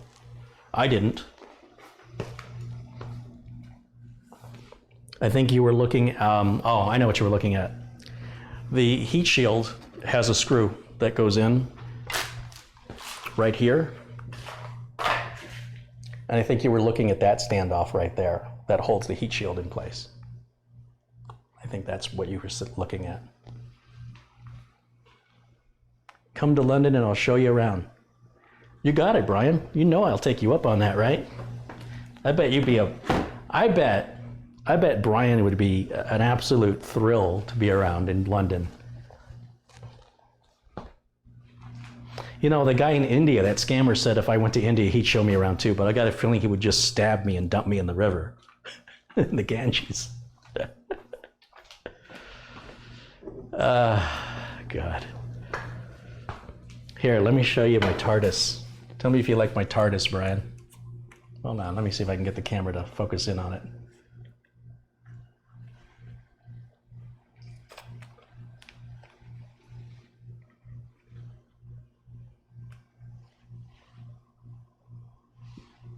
It'll focus in a minute, I think. Come on, focus. Doesn't want to focus? There it goes. We'll just stare at that for a while. That's the new RGB right there. It was $52 on Amazon. What a complete waste of money. Just like all RGB, I have bought that to exemplify just how stupid RGB is.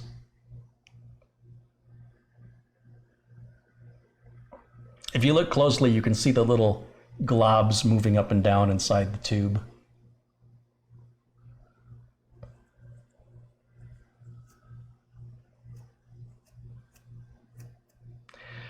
Yeah, that's modern day RGB in computers. That is the equivalent of what that is. All right, let's get back to work. See, Brian stops by, everything stops. I have to say hello to Brian. Where was that? Was I somewhere right around there, I think. I think I need to zoom out a little bit. Let's go right about there.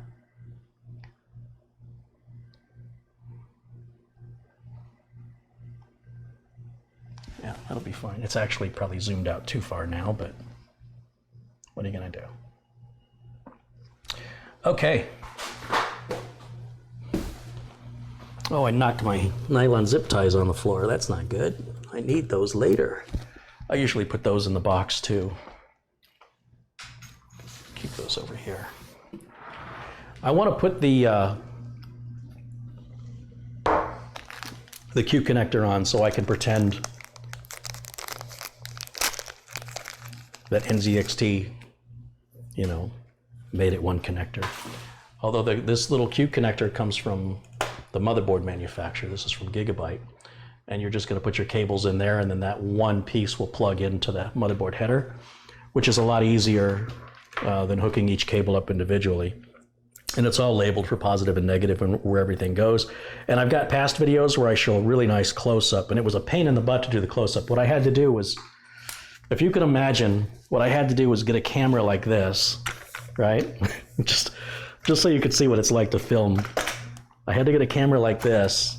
Let me raise it up so you can see what I'm talking about. And then I had to work with this pointing down in my hands like this so you guys could see it. It was very difficult to film. So I hope you will go back and watch that if you haven't seen it, because there was a lot of effort put into getting that shot. And I can't see anything, so I need glasses again. I am pulling these out. That's the other thing you'll find. When you watch my earlier videos, I don't wear glasses at all. And as you see me getting older, on occasion you see the glasses. And as the videos progress, you see the glasses happening more and more and more. So in just a few years, I should be completely blind. We'll see what happens.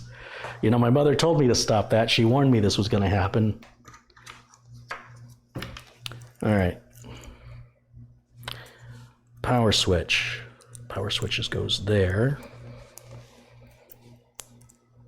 Power LED positive and power LED negative. These are always fun to put in the Q connector. Oh, I'm sorry, the G connector from Gigabyte. Asus kind of came up with this idea with their Q connector, but Asus's implementation sucks. It really does. Gigabyte did a much better job. Even if they didn't have the original idea, they perfected it. I'll tell you that. Hard drive LED, positive is going to go towards the edge.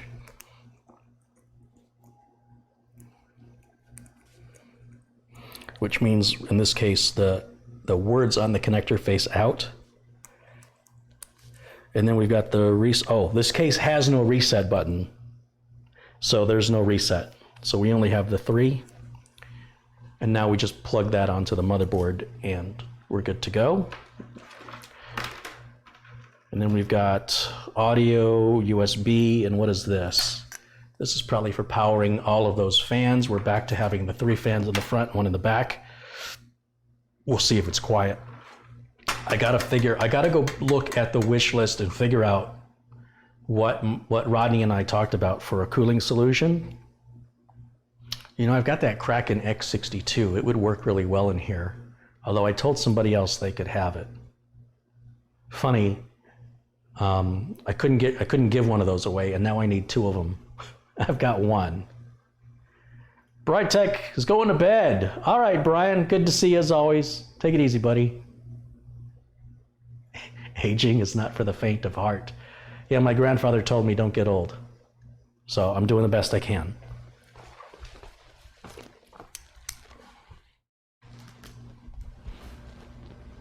I'll tell you what's weird. I'm going to tell you something funny about aging. When I was a kid, and my dad told me about growing up in the 50s. So let's say I was growing up in the 70s and the 80s. I thought the 50s were like 100 years ago. I mean, I know it wasn't, but it just felt like looking at the movies like Happy Days and, you know, which obviously wasn't filmed in the 50s, but it's supposed to replicate the 50s. It felt like 100 years ago.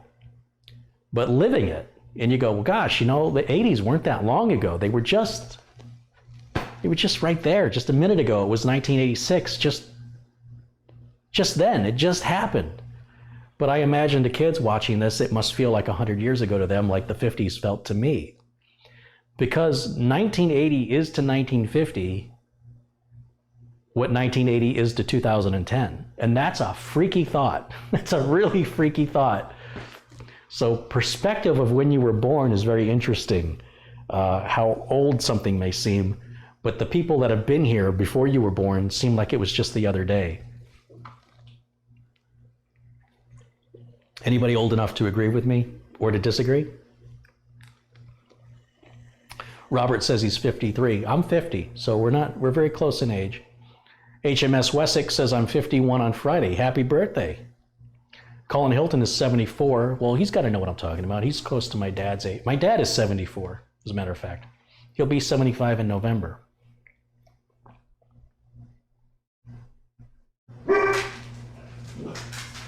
Jonathan Mayberry said he was born in the 50s. Yeah, my dad was born in the 40s, so he considers the 50s just an ideal time. But he's also male and white in America. I have to remind him of that. 1950 may not have seemed so great if he wasn't male and white.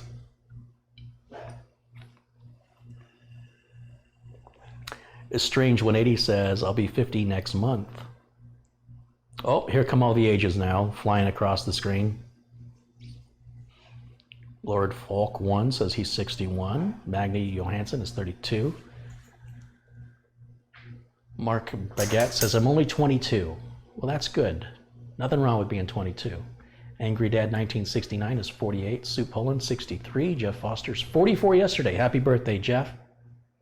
Robert Simon says 50 is not old. What's great is when you talk to somebody older than you, they will tell you you're not old, which, you know, as far as I'm concerned, I need to hang around people that are older and fatter than me so I can feel young and thin. Life is all about perspective. Dave M says, I'm only 23, but damn, I love the 50s culture. See, I can't stand it. I can't stand it. My dad was all about the 50s, like I'm all about the 80s. And I just listened to Love Potion #9 and,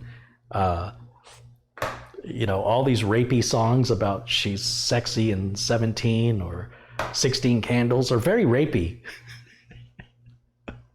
And my dad just listens to it constantly and I just don't want to hear it. And everything's Elvis, Elvis, Elvis, Elvis. Enough with the Elvis. Oh my God.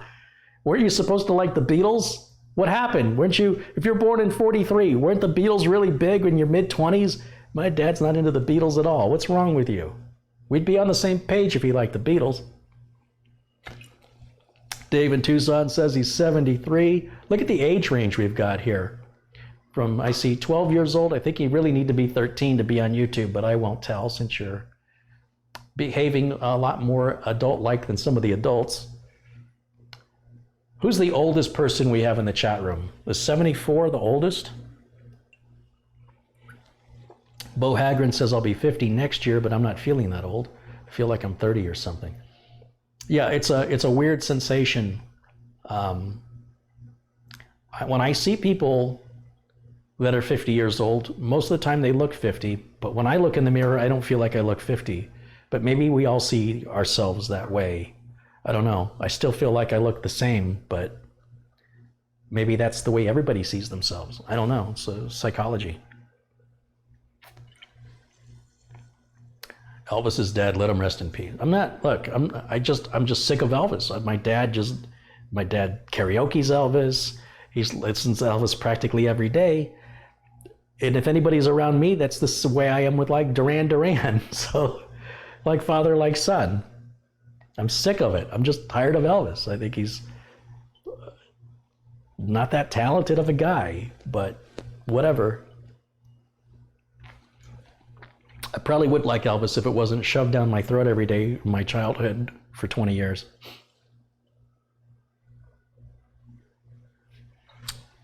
Colin says, be thankful you're still alive no matter how old you are. This is very true, Colin. Very true. Mikey says, I'm 48, but I feel 84. How do you know what an 84-year-old feels like? You're into some weird stuff.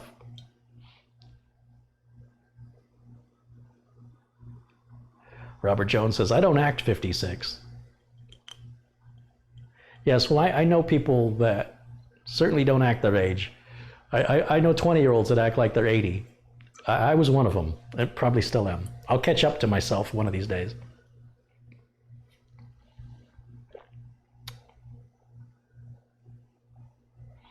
Elvis and Hendrix were overrated. I agree. There's nothing Jimi Hendrix sings that I like, or Janis Joplin. Whatever it is, I don't get it. I just don't get it. Tom says he's 85. Wow. That's great, Tom. 85 and still into the tech. So Tom, you guys that you're in your 60s and over, you're what we call digital immigrants. This technology is foreign to you and didn't happen until you were well into adulthood and working. So you may not have had time to play with it like I had the opportunity in the 80s as a teenager to adapt to home computers before there was an internet. TRS-80 Model 1, Atari 400, Apple IIs, Commodore PETs, Commodore 64s. That was my world for 10 years, I would say. And then when the internet happened, everything changed. My wife acts my age. I say I do 9. I'm 32 and the Stones are my favorite band. Rolling Stones are okay, but I just don't think Mick Jagger's got a very good singing voice. He puts on a great stage show. He knows how to entertain a crowd. Ryan Dolan says, I'll be 21 in February. Well, you got a little ways to wait there, Ryan.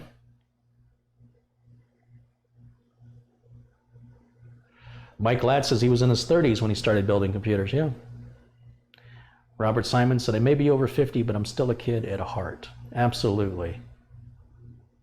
Absolutely. Do I like Roy Orbison? He's kind of a creepy dude, isn't he? He's just something about his body language. He's just very, I don't know. But I do like Pretty Woman, and I like many of his songs. I just can't stand to watch him sing. There's something about him that just feels creepy. Maybe the sunglasses have to come off or something. I'm trying to think of the other songs he sings besides Pretty Woman.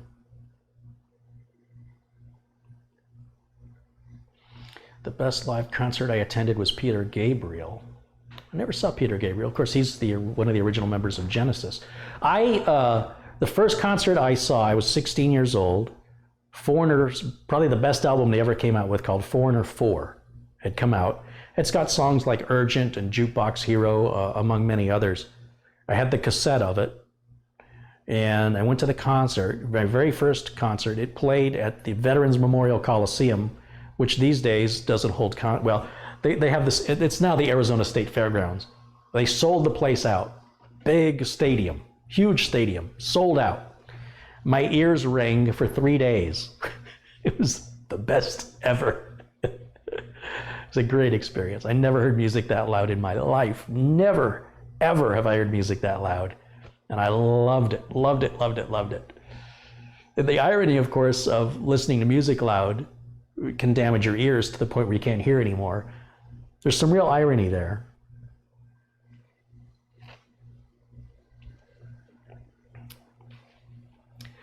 Vernon says his favorite is Jeff Lynne in the Electric Light Guard. There's another guy. Have you ever seen Jeff Lynne without sunglasses on? I never have seen him without glasses, ever.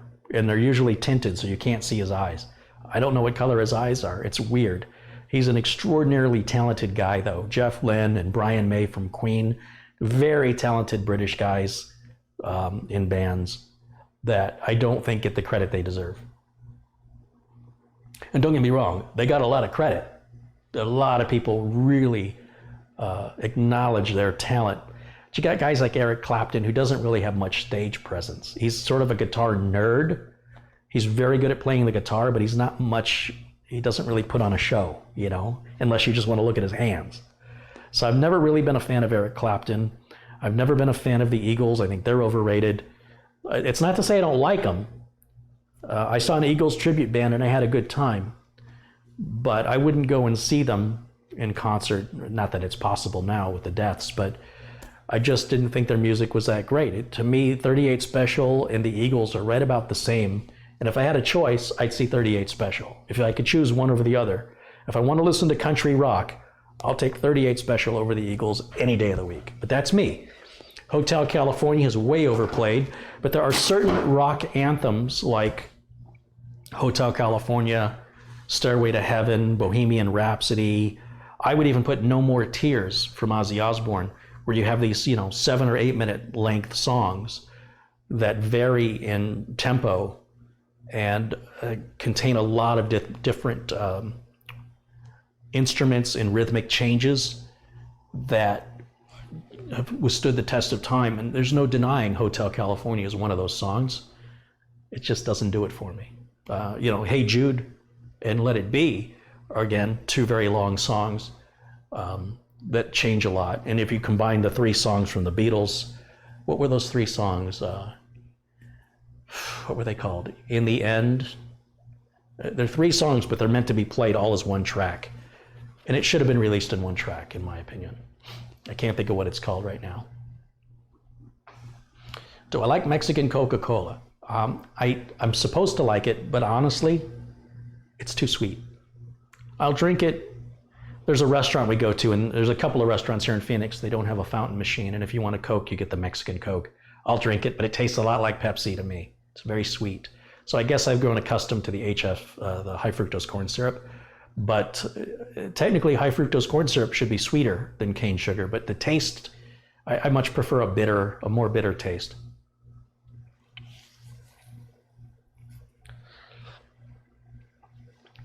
Someone mentions Tom Petty and the Heartbreakers. What a great band. I always thought his voice was terrible. Tom Petty and Bob Dylan to me sound very similar. Terrible singing voices. But he's made it work for him, Songs like You Got Lucky, one of my favorite songs. Kind of a cocky song. I could probably name 15 Tom Petty songs I like. We saw a Tom Petty tribute band and they were really, really good too. When I go see a band, I don't just want to hear one song I know. I want to hear 10 or 12 or 15. And that's the way it used to be. It used to be groups like Foreigner and Styx, Duran Duran. These groups had one hit after the other after the other. You can even go back to the 70s with bands like Little River Band, the Eagles. When you went to a concert, this one band could fill an hour and a half, and you could sing along with, 8 out of the 10 songs, and they probably played 2 tracks that you never heard of, or only the hardcore fans really knew. AC/DC, just hit after hit after hit after hit.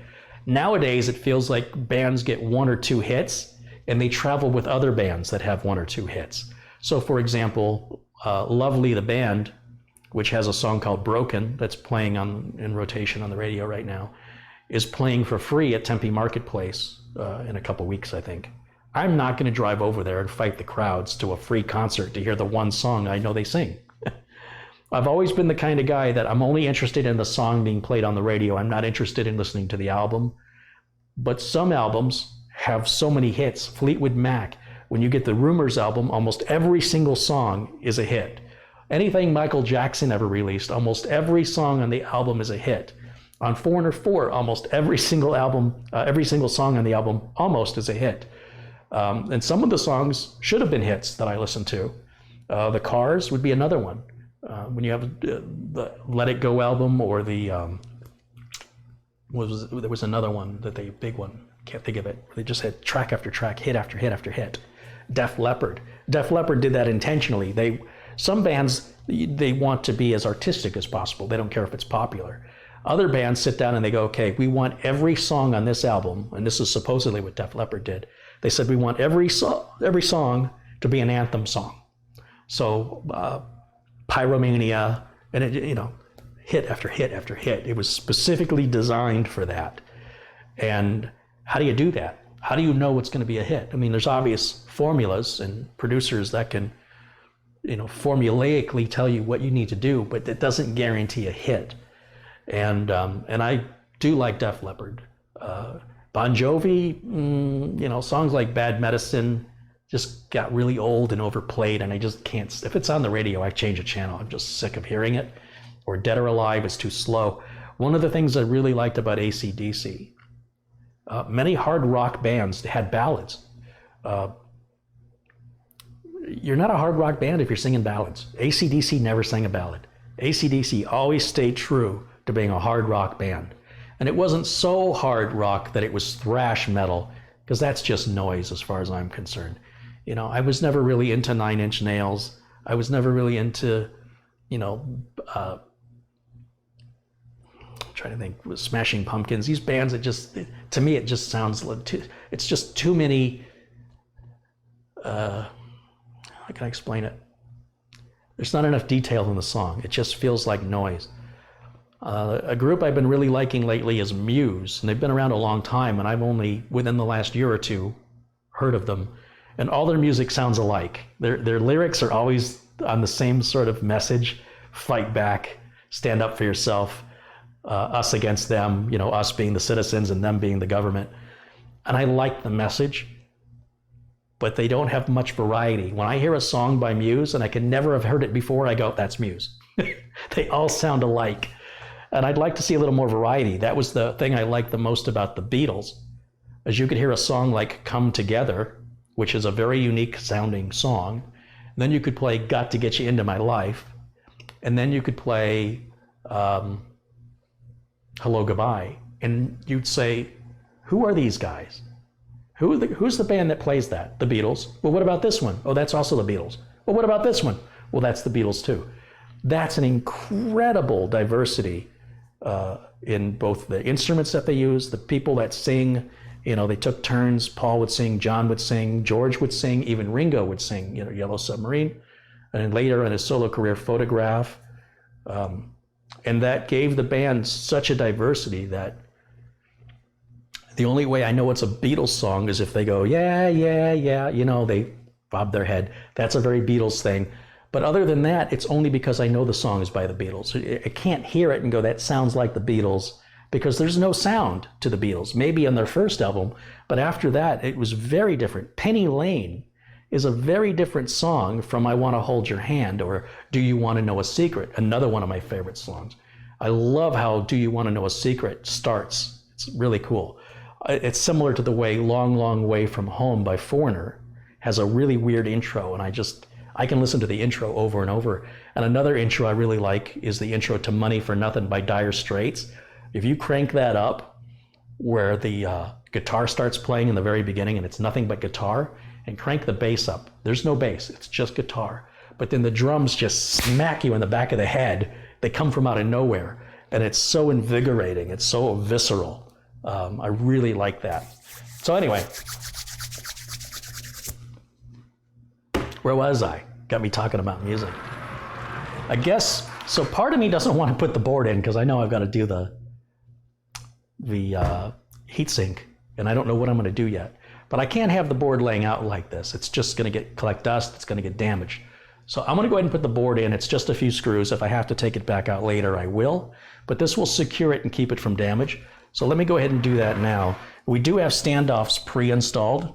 Two here, there's 3 across the top, 3 across the middle, 3 across the bottom. That's a pretty standard ATX layout. If you're using an ATX motherboard, you shouldn't need to move any of these. If you're going to install a micro ITX board in here, you can, but you may have to move some of these here in the middle. You might have to put one here, for example, and maybe this one might go down here. Depends on the board. And if you use mini ITX, then you just use these 2 and these 2. That's mini ITX is only 4 screws, so you shouldn't have to move anything for mini ITX. But mini ITX would look like a joke inside this case. But you could do it if you really wanted to. And that's the important thing to know. Let's go ahead and get the board put in. Oh. Maybe I was going to use a Hyper 212. I'm thinking, give me just a minute. Let me check my email. I think I was going to, you know what? I think I can, scatterbrained. I think I can check it right here. If that's the case, then I've got the Hyper 212s and I can put one on right now. Let me just check.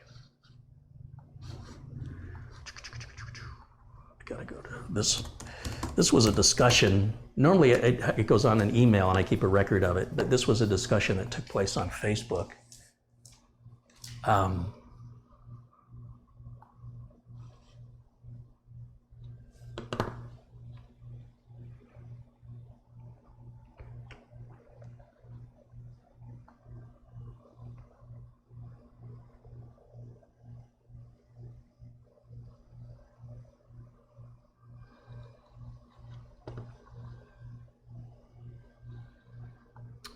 Let's see.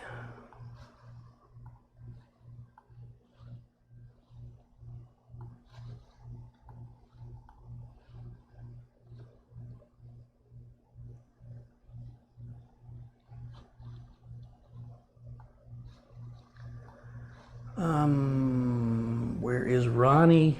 I mean Rodney, not Ronnie. Rodney, where are you? I've got so many messages, guys. When you email me or you contact me, I really need you to understand, I do my best to get back to everybody as soon as possible, but it can be a little bit of a wait. And I always prioritize people that want to talk about business, obviously. Okay, here's my discussion with Rodney. I needed to look at what we were going to do for the RAM.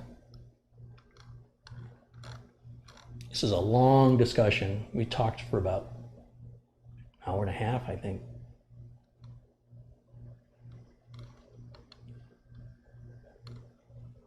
A lot of discussion about shipping and all of the issues. We're talking about price. I think he mentioned he was in Tasmania, but I think we're shipping to Australia. I realize Tasmania is part of Australia, but it's an island separate from Australia. And I was trying to determine, am I shipping this to Tasmania or am I shipping it to Australia? Because it changes how much shipping costs. I assume.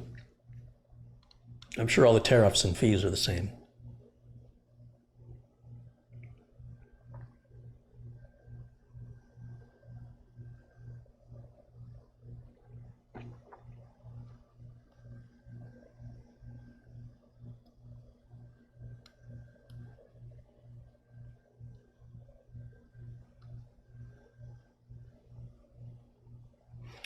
Can't find where we're discussing it, so I think what I'll do, I think I created a Newegg wish list.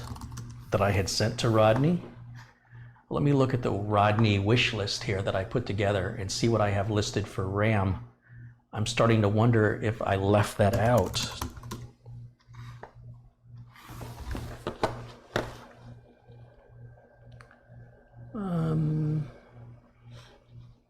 Wish list.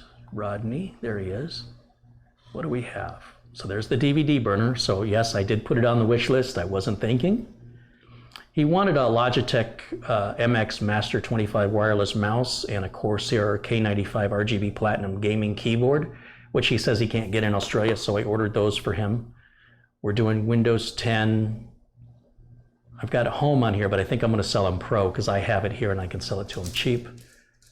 This Gigabyte motherboard is $223. Okay, for RAM, I show a Corsair Vengeance 32 gigs. They're 2 sticks of 16 gig.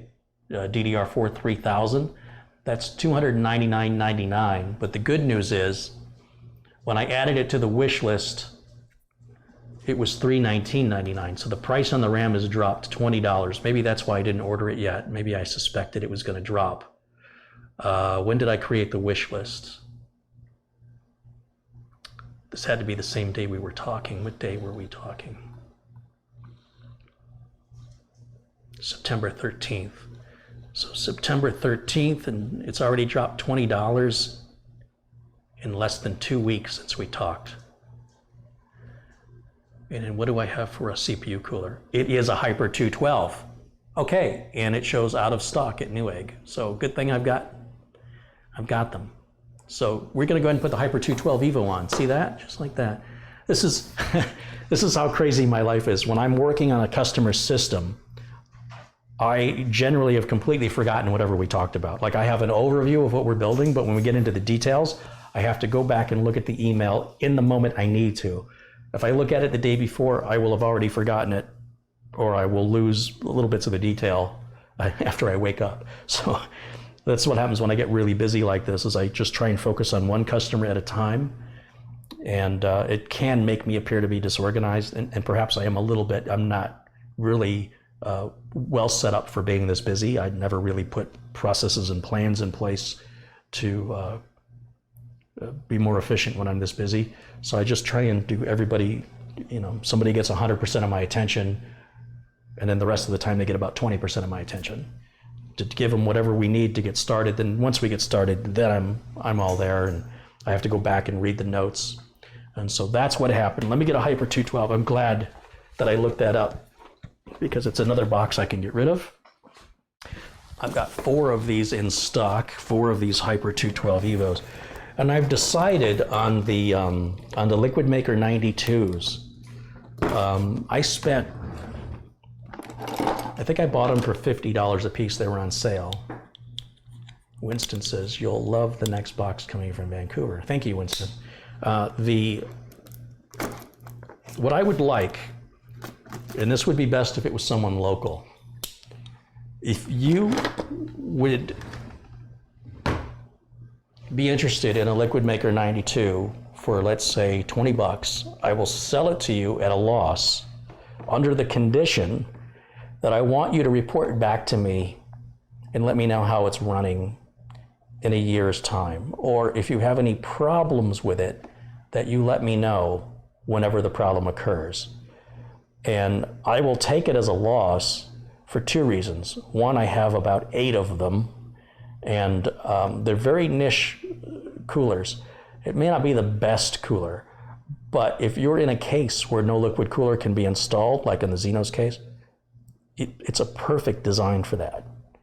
But I would like to know how they withstand the test of time in a real world environment.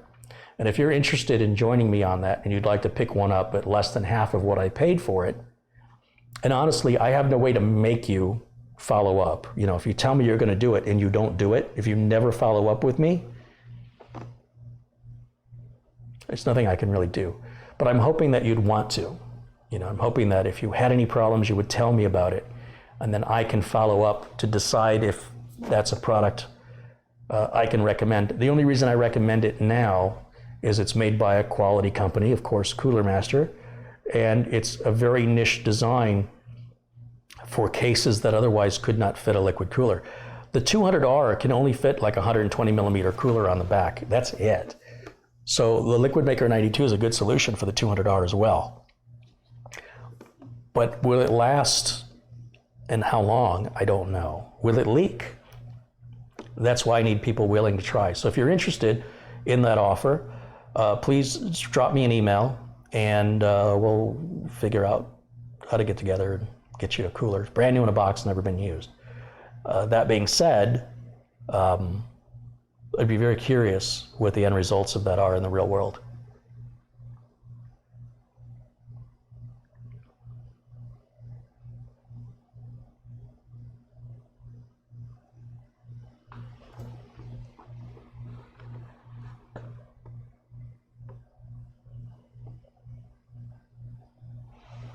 The 212 does not cool enough if you want to overclock. Yeah, that's true.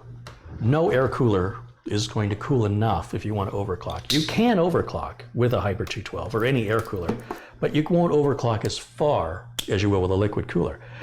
And when you overclock, you reduce the life of your components, you risk the reliability of your components, you will have to tune it and tweak it and tune it and tweak it, and it's a huge waste of time. People who work for a living, they want a fast computer. And people who understand the engineering of a computer understand how foolish overclocking is these days. Measuring a computer strictly by frequency is no way to measure performance. A 3 gigahertz processor 10 years ago is far, far slower than a 3 gigahertz processor today. Yet the frequency is identical. Why is a processor today so much faster? It blows the other processor out of the water, even though they're rated at the same frequency. Now, I'm going to let you do your own research on that. Because if you think overclocking the frequency is giving you a real boost in performance, you're sadly mistaken. You're getting a very, very tiny return on your investment. It's not worth doing it. It really isn't. In my opinion, buy a faster CPU, run it at stock speed, keep a cooler on it. The CPUs these days auto overclock. It's called turbo mode or boost mode. They auto overclock themselves. Now, when we overclock, we're taking it even beyond that. But if you want a CPU or a computer that's reliable, that you don't have to constantly tweak and fix all the time, you just want to turn it on and use it, leave it the way the engineers intended for it to be run. If you're somebody who's got a lot of time on your hands and you enjoy the challenge of that, that puts you out on the niche fringes of computer ownership. The vast majority of computer owners have no desire or interest in that. And again, the return that you get from just dealing with frequency only isn't much of a boost at all. It really isn't.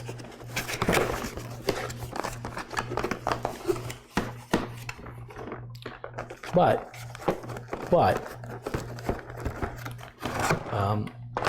that's how some people have fun, right? Some people have fun with the challenge of getting the computer to not crash and getting it to go as fast as they can. To me, that's not fun. That's hard work, and it's very time consuming, and customers don't want to pay me for that. They could buy another computer for what I would charge them. If I charged them by the hour for how long that takes, and then when you charge them for the cooling solutions, and then the maintenance of those cooling solutions, it doesn't make any sense to pay anybody to do that.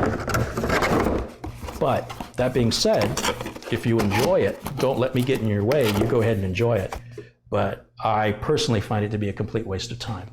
The benefits do not outweigh the risk, and the cost does not return your investments to the equivalent of what it cost. Now, back in the day, it used to. When you had a Celeron 300 that you could crank up to a gigahertz, you were doubling the speed. Now you're lucky to get 10, 15% more frequency. And like I said, basing performance on frequency alone just doesn't apply in the world today. If it did, why don't you just go buy yourself a 3 gigahertz processor from 10 years ago, right? They're all 3 gigahertz. So that would be my challenge to you. Go find a 10-year-old computer that's running 3 gigahertz, and then build a modern 3 gigahertz computer, and then benchmark them. Then I want you to explain to me why the processor today that runs at the exact same speed blows the other one out of, it's not even close. It blows it out of the water like it was standing still. Well, it is standing still. I'll think of an analogy. Just give me a minute. The pressure. And it has to do with the design of the internals of the CPU, the caching, the logic steps. There's a lot involved in it. And you just can't replicate that in overclocking. You can't enhance that. You have to get down to the die level. And nobody's, when people start modding CPUs at a die level to get more out of them, then I'll be interested. But all you're doing is kind of barbaric. You're sort of brute forcing more voltage and more frequency. And it's kind of a very stupid thing to do, in my opinion, to a very delicate piece of electronics that contains, well, Intel's not telling us how many transistors, but we suspect somewhere around 1 billion transistors in a package about that big. I think it's close to 1 billion. And you're slapping that stuff around with voltage and frequency increases. It seems very delicate when it runs right. And so to do that just feels disrespectful to the technology. But I'm all about the business side of things, you know. I'm not really in it. I mean, it's fun for me, but that's not fun for me. Creating a problem and then chasing it down to fix the problem I created, to have some sort of achievement of a higher frequency that ultimately results in a very teeny tiny little real world performance gain, after spending all that money and time for, you know, exotic cooling and then the maintenance of that cooling. No, I'll let you guys do that. I'm not doing it.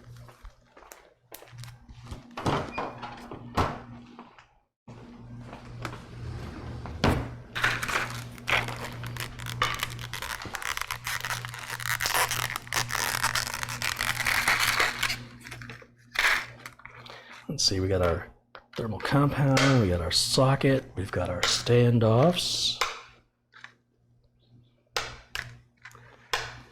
and the nuts, and the rest of these screws and standoffs for adding a second fan, and for socket 2011 or 2066, which we're not using, so we won't use those. And then we put the little diapers, I call them diapers, on the standoffs.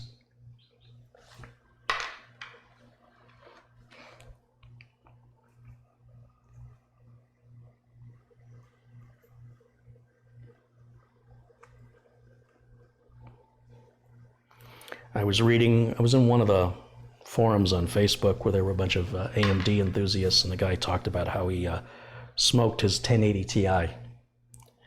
And I said, you know, I'm sorry guys, but I don't want to ruin anybody's parade, but you know, a normal person would have bought that 1080 Ti and would be using it today without any problems. But you had to go and take it and push it so hard that you smoked it. And now it doesn't work anymore. And the guy who left his alone, his works just fine. Now who's got better performance? And they said, well, you just don't get it. And I said, you're right. I just don't get it.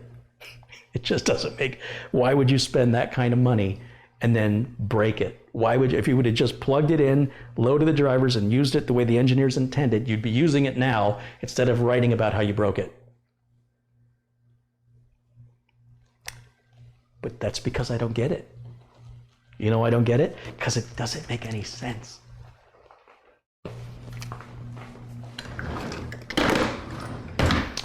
Thermal compound on the CPU, that's what I need to do next. We'll just use this one right here. Oh no, I don't want to do the thermal compound yet. I want to put the back plate on first. So let's do that.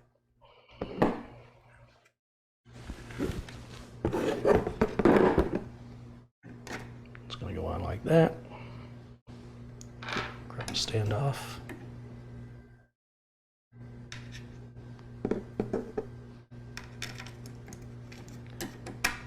Yeah, now I need to go back through my Newegg orders and see, I must have not added the RAM to the cart. Unless I did and it's on back order, but I didn't see anything that suggested that. I'm thinking I got a little overwhelmed and I just checked out of the cart a little early because it is not in the box. So I suspect I didn't order it. I've never had Newegg not send me something. But I should look at there's a sheet in the box that tells me what's in the box. I never look at it. I should look at it just to make sure it doesn't say there's RAM in there that isn't in there. I suspect I just didn't order it. I just must have overlooked it. That's what happens when things get busy and I try to do too much at once.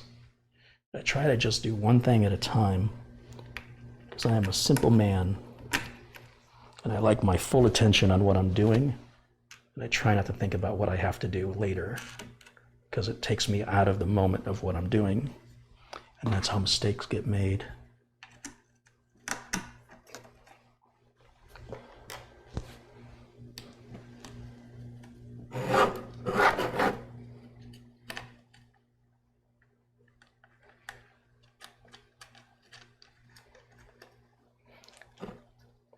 Onion says, I was thinking of getting a 1080. Well, the prices have come down, but I think my i5 4570 might just bottleneck it. So what? So what if it bottlenecks it? What do you care? If it bottlenecks it, then you have an excuse to upgrade your CPU. And if it doesn't, I mean, you can always adjust your game settings. Just turn down some of your anti-aliasing and shadows, and it should be fine. And if you want to play with all the settings boosted up to the point where you're having bottlenecking issues, well, now you got an excuse to upgrade the CPU. You've already got the graphics card. It's not like you're going to have to replace it again. So one less thing you'll have to buy later. And yes, the prices have come down. I think they're going to continue to go down too. But what concerns me is whether or not you'll be able to buy one because they'll be sold out.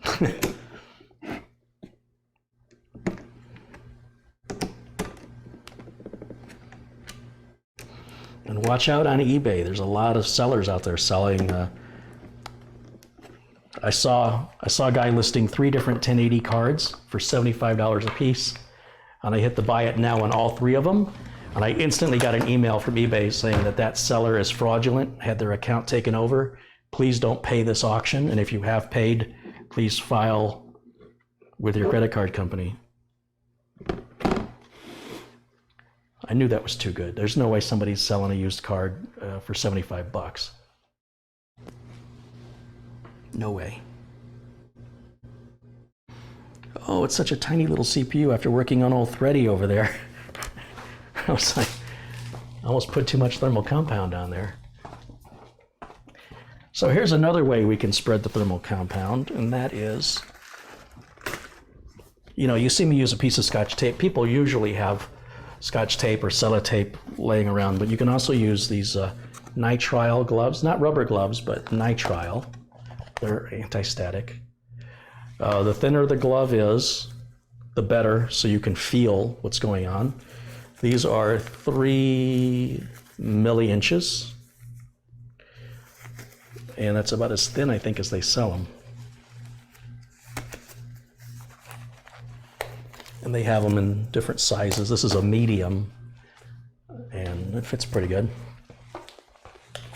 Okay, you ready for your exam?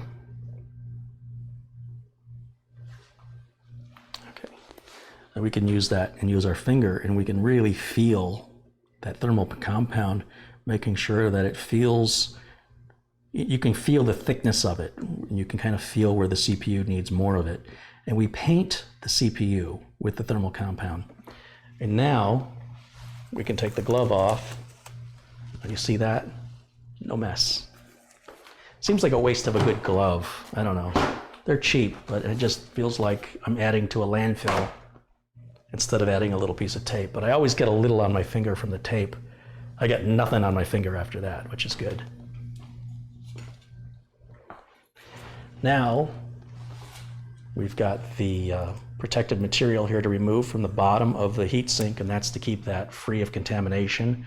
And contamination can be anything from dust and debris to the oils on your skin. So try to avoid touching that. If you do touch it, it's not the end of the world. You can still put it together. It's going to work fine. But if you really want extreme cooling, then you'll want to clean that if you've touched it. You'll want to clean it with rubbing alcohol and a Q-tip or a microfiber cloth, something that's not going to leave anything behind. And the alcohol, in rubbing alcohol, will automatically dissolve, leaving you a dry, clean surface.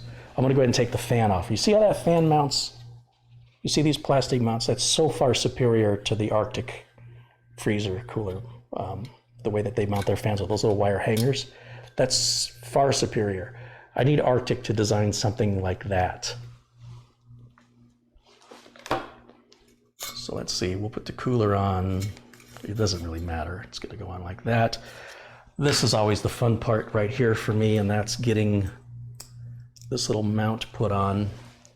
I think the screws, if I'm not mistaken, go in the middle position. There's 3 positions. Let's move them all to the middle. Pretty sure that's where it needs to go. I just pull on the screw and move it and then let it go. The little spring catches it.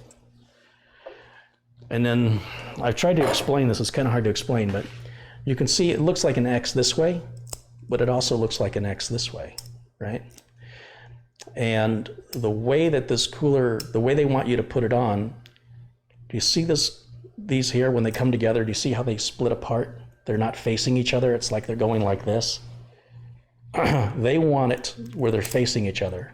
So now they're kind of coming together, and they want your heat pipes in between there. That's the best way I can explain it. So when you're putting this in, you want to go, let's see, I gotta think about this. We want to go like this, and then there's a little hole in the base that's going to fit in. And I don't want to touch that bottom. And then we open this up, and now it's hugging those heat pipes just like it's supposed to. But the trick is that little nub that sticks up there goes into a hole. And that's the hard part when I'm installing this, is keeping that recessed into that hole while I'm tightening it down. So you've got to watch that. That's the trickiest part of this cooler install. So we can set it on top of the CPU, and it's going to slide around on there where you're working on it. It's fine. There's nothing to be concerned about. People make a big deal out of nothing. And we just need to start one of these screws. And you can just use your hands. You sort of have to push down on it a little bit and then turn it a couple times. We'll come over here and do the opposite corner. The minute you tighten one screw down, you're going to see there's some added pressure. And the more you tighten the screw down, the harder the pressure is to start the other screws. So only turn them the bare minimum just to get them started, or you're going to be working a lot harder than you need to. So that's all the screws are started now. No problem there. Now, normally I would not use an electric screwdriver for this, but I'm in the mood. So we're going to just go ahead and tighten one of these down, and we'll go to the opposite corner. And I don't want to bring it all the way down yet. We're going to do the same thing over here. And opposite corner. Now I can tighten them all the way down, at least to the driver stops. And again here.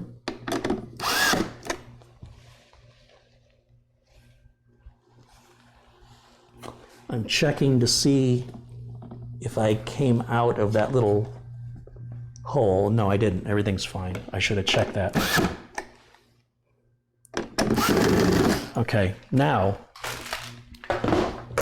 and you should be using a mechanical driver for this. I want to tighten these until they don't turn anymore. Don't over tighten them. You will break the tops of the screws right off. You'll shear the screw, and then you're screwed.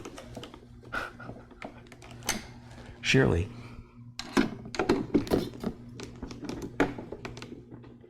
That's it. Now I can put the fan back on. I want the fan blowing out towards me, towards the I/O shield. That means it's going to go on in this direction with the cable facing down. This is also a good time to think about the cable management. But for right now, let's just take a look here.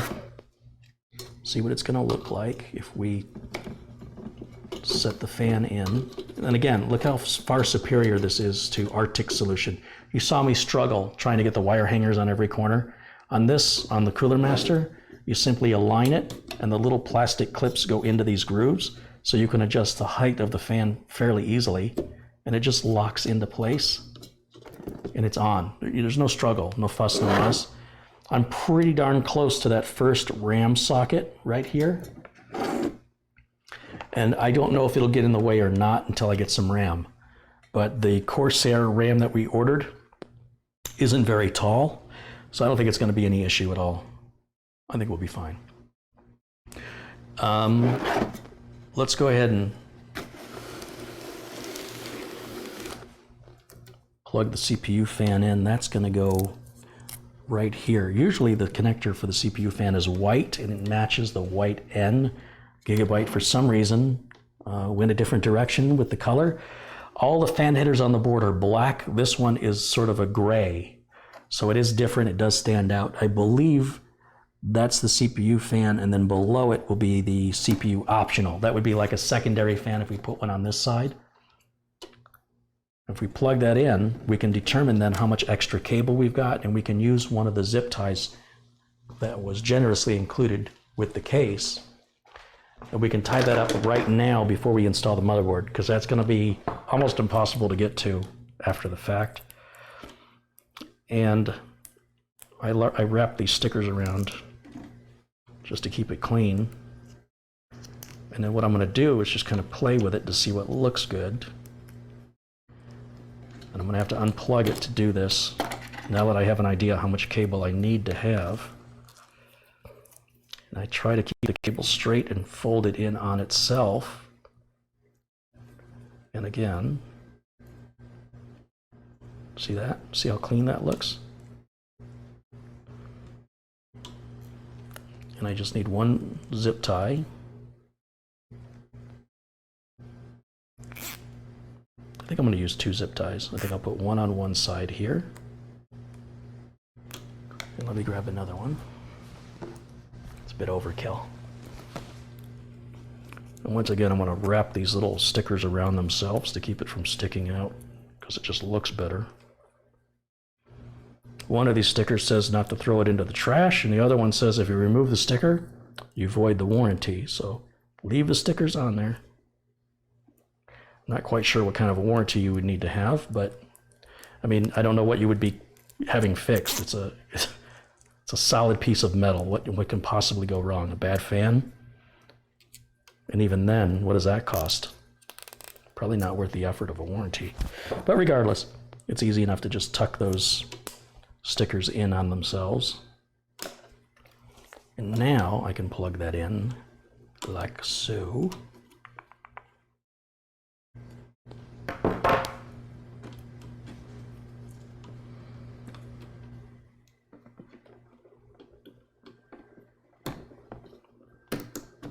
Nice and clean, right?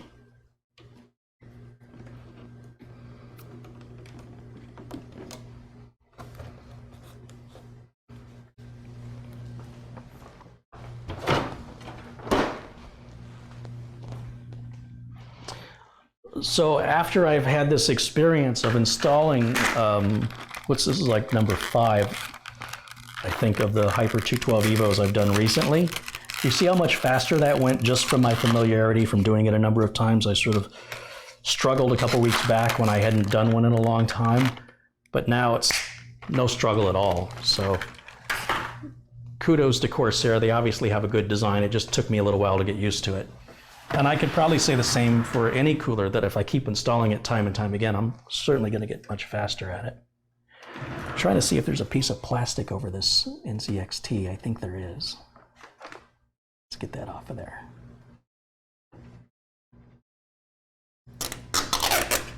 Yeah, there we go. I'm going to lay this down. You're not going to be able to see very much while I do this. But I got to do what I got to do, guys. I'm going to pick up the motherboard by the heatsink. I'm going to turn it so it's facing in the proper direction. And we're going to do our fitment test here. Make sure everything lines up correctly. I/O shield line up first, then push the board forward onto one of the posts. And I need that bag of screws I just had a minute ago, and we need to get 8 screws out. And I'm going to use my cordless driver just to speed this up. Doesn't matter where you start, but don't tighten the screws down. Just get them all started so you can shift the motherboard around as you need to line up with the standoffs below. Count the number of standoffs you have and count the number of holes on the motherboard, the mounting holes, and make sure that you have the same number. If you have a standoff where you don't have a mounting hole, it will ground out against the back of the motherboard, and you could toast the motherboard and any components plugged into the board. That's an expensive lesson to learn for a very simple thing for you to check. Now, because this is a very common ATX standard, the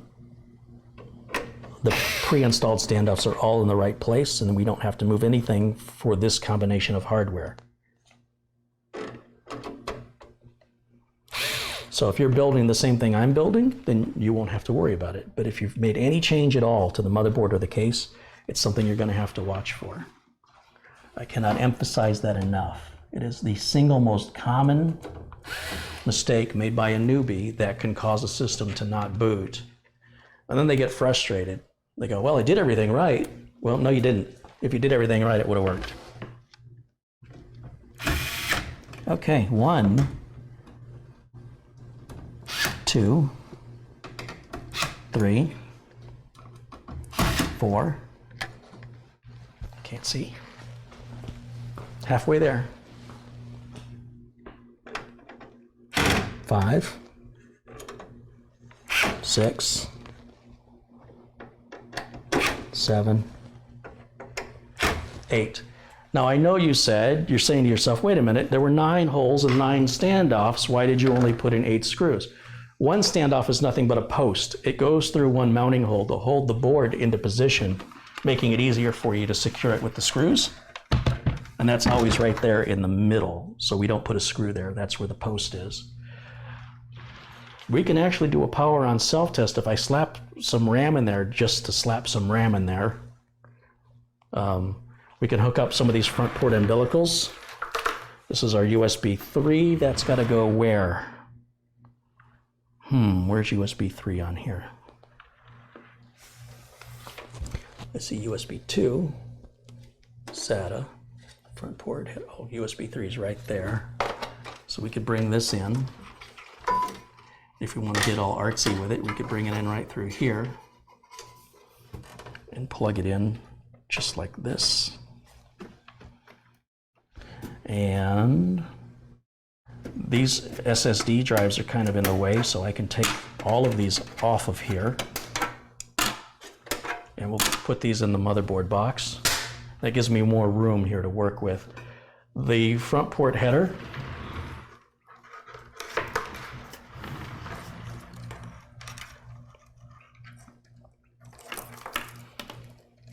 This drives me crazy when they do this. Oh, you guys got to do that.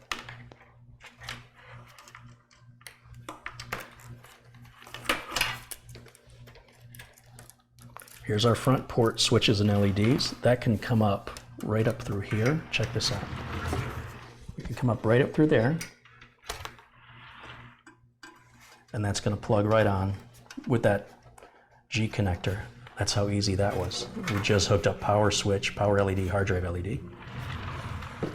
This is USB 2.0. We can do the same thing with this. We can run this right along the back and kind of come up through here and find a USB 2. We've got 2 of them, it appears. One pin is missing, so it only goes in one direction. See how nice that cabling is going to look in this case? Isn't that nice? You can barely even see them. And then I've got, what is this? This is a fan header right here. We can plug this into the motherboard somewhere. We've got a fan header we can use. Oh, I've got, looks like 3 of them right down here. What was it? Well, there's 2 of them. So let's bring that in right through here and plug it in just like this right here. Look at that. What else? Audio. Audio always goes somewhere in this corner. It appears to be all the way back here, but with this motherboard, it looks like we can take this and run it right through the bottom and right up here. That's genius, genius. Why aren't more case manufacturers doing that? Once again, there is a pin missing, so the connector only goes in one place in one direction. And on this motherboard, the pin that's missing is on the bottom row. So rotate the plug so that lines up. Just kind of wiggle and push it on there. Do you even see any cables at all? Brilliant, NZXT, brilliant.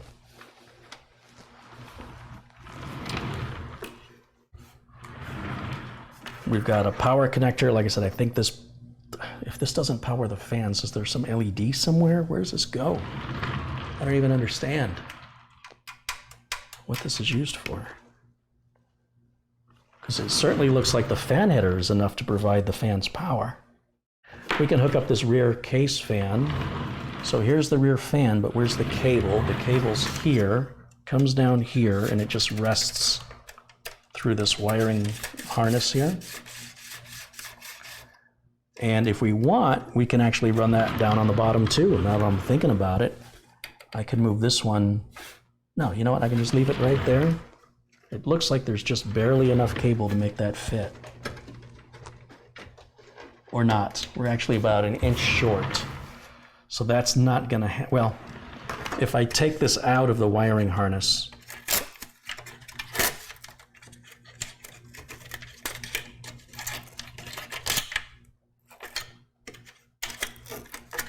it'll probably fit or reach. Let's see.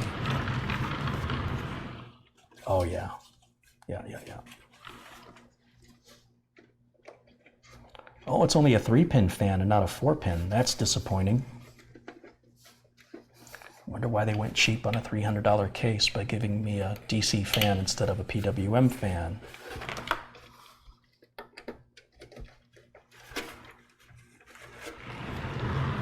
And you can see we've got a lot of slack here, so we can actually run right through there. And that'll keep it nice and tidy. Remember, nobody's going to be seeing anything back here. That's everything hooked up except for power and RAM, and it's going to be basically done. I'm curious to boot it up and perhaps update the BIOS. Do we have built-in video? We've got built-in video, so I should be able to pull this off. Does the 8086K have built-in video?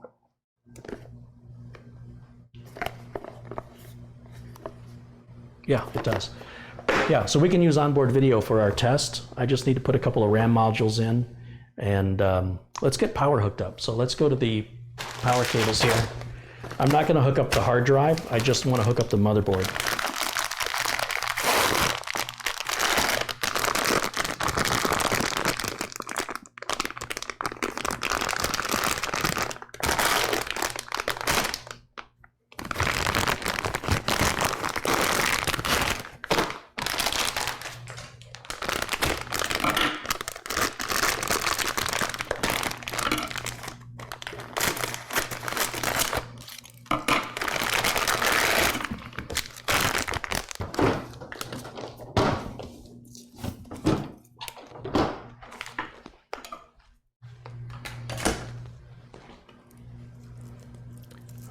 This is PCI Express. We'll need that for the graphics card. What is this? CPU power. They're giving us 2 CPU powers. We only need 1. It's an 8-pin, so these can go back in the bag. Wow. There's enough to put 3 video cards in. Enough power connectors for that. I'm going to do this backwards. I'm going to start with the motherboard side of things, and we'll plug the big 24-pin cable here on the board.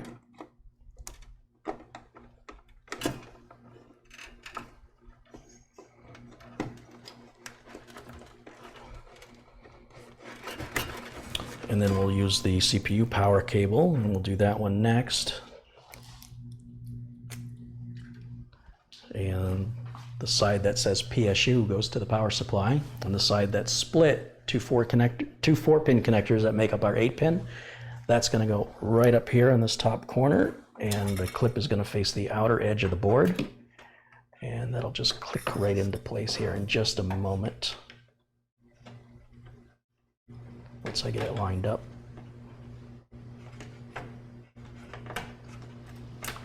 There it is. And then we can run this through the back. I just love how this is wide open at the top. It's not a, on the $200, it's a little narrow opening and it's tight fit, which is great because it hides the cable really well, but it can be a little bit of a struggle putting it in and taking it out. That's so much easier. So it's a really good design. Now here on the back of the power supply, you know, I can decide later on, I can run this down through here, right? Bring it around. If I want to just temporarily put it in there, NZXT makes that real easy to do. I don't have to get any nylon zip ties out or anything. I can just lay the cable in and put the Velcro tie on there. And then this can go back here, which is going to require, guess what? Glasses and a flashlight to see in there because it's fine print and it's dark. Just a great combination.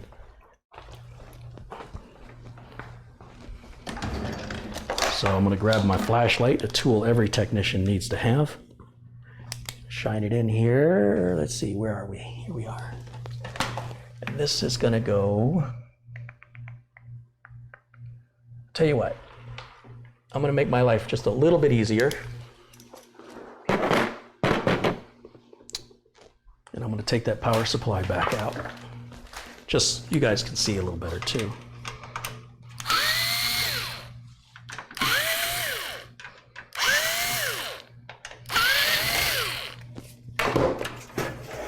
See how much time that took?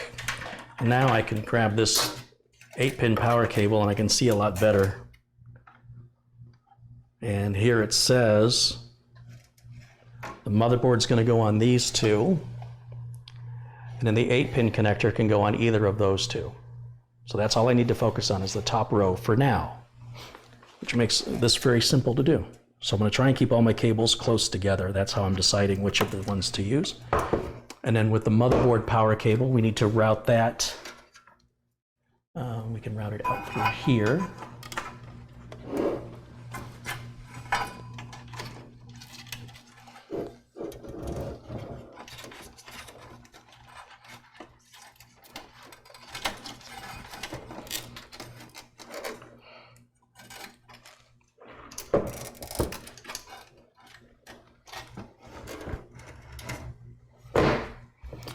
And then this can be routed if we want to. Look at that. Right? I'm not going to do that right now, but just so you know, that's what that's for. And with the power supply out, I need a bit more cable to reach. And these are two very unique connectors. They only can fit into one place on the back of this power supply. So you cannot get it wrong. Just wish I had a little more slack.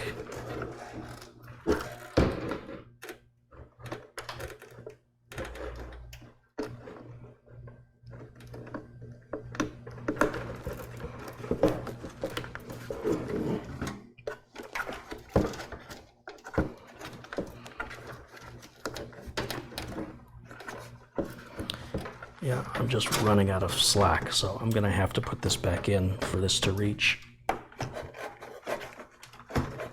Cable could have just been a little bit longer. See Sonic.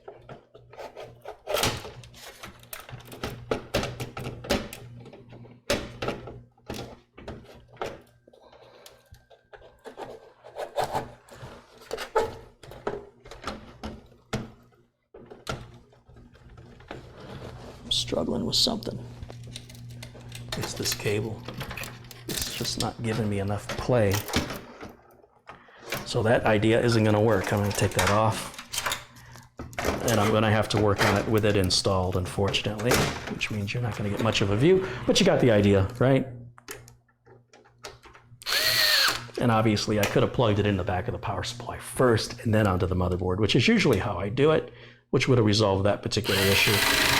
So remember, there's a lot more than just one way to do this stuff, and it doesn't really matter which way you want to choose. It's all going to get you to the same destination. You might work harder one way than another, but you know, the work is fun. Let's take a look in here and see. Let's see, we want to go with the big connector goes in the middle, the small connector goes on the end.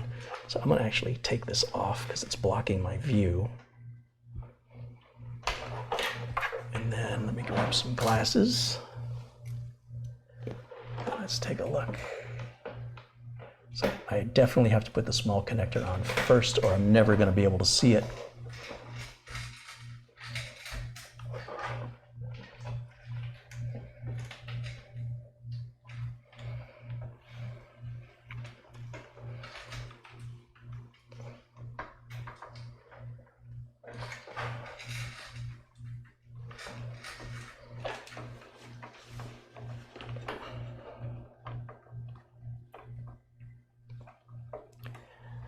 And obviously, if you've got larger hands, this may not work well for you. So now that I've done it, I think what I want to do is go ahead and, this cable's just a little too short for me.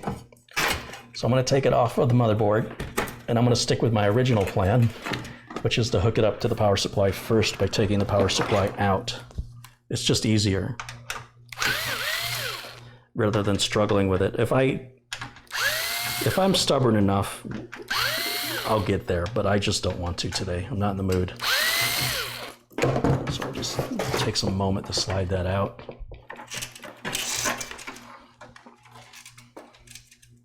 Small connector on first, then the large motherboard connector on second.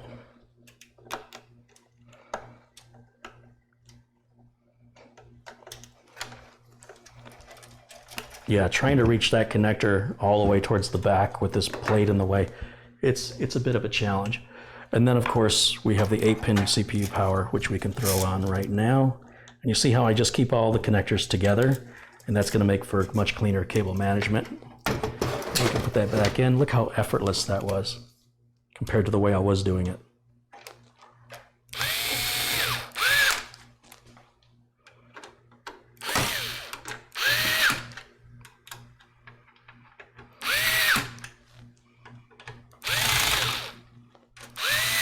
There we go. And now I'll plug the motherboard power connector on. That should be a lot easier now, since I needed the slack before when the power supply was pulled out. But with it all installed now, I've got plenty of slack here to go ahead and put this connector back on.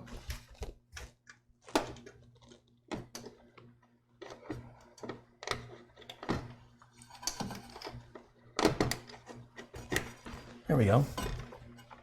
Now, both retention levers, some motherboards, these memory retention levers don't open on the side closest to the video card so that it doesn't interfere with hitting the graphics card. Gigabyte, for whatever reason, has gone a different direction on this, and they're doing it sort of the old school way. So make sure the retention levers are open, whether you've got them on one side or both. If you've got them, use them. And let me put some stuff away so I can see.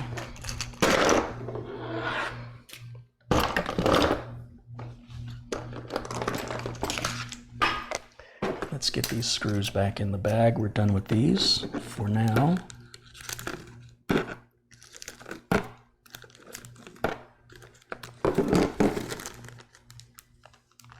that over there. Now, where does a RAM go? It doesn't really matter for our test, but I'm just kind of curious.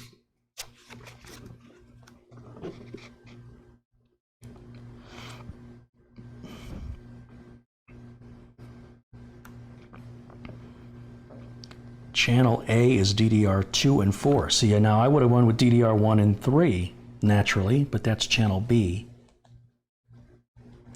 And according to this, either one is correct. They don't. You install in one slot, skip a slot, install in the next, you can't get it wrong. Whatever, as long as you skip a slot, you're fine. I need some RAM, so I know I have some spare RAM laying around here.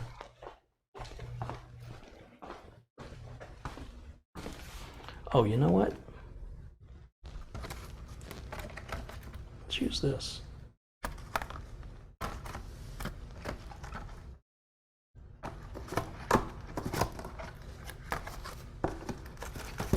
Well, I've got a lot of RAM, I didn't realize. 16 16, 32, 48, 64 gigs of RAM.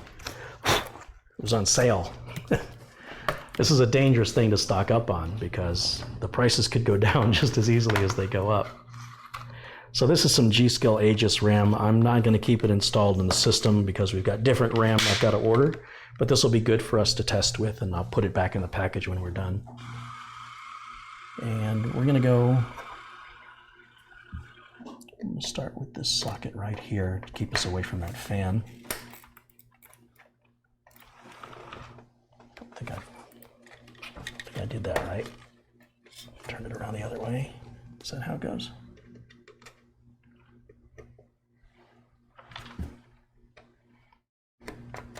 If your RAM isn't seating easily, you probably have it in backwards. And that's why it's important you don't use any brute force so you'll break something. Always double check your orientation.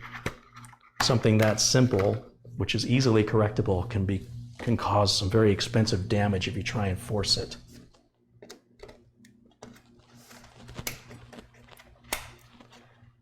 Okay, I'm gonna close all the retention levers because my OCD likes that. That is it, ladies and gentlemen.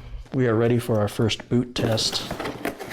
So let's put the documentation back in there, spare parts go in there. Put the power supply cables over here. This is all extra parts for the cooler. These are all our spare screws. They can go in there. Documentation for the Intel chip can go in there. More documentation can go in there. I'm sure the user is going to just go right to that. This little plastic can be thrown away. These are the spare parts strictly for the cooler, and I like to separate them into their own little Ziploc bag so that the customer doesn't get them confused with anything else. So we'll just take all the spare, even in the documentation, which will be self-explanatory to what this bag has. I can't imagine they would want to put the cooler into something else, but you never know. They might upgrade to a different cooler and want to reuse the cooler on an AMD system they have around, and they're going to want those spare parts for that. And there's a thermal compound. What do I do with the thermal compound? That needs to go in there too.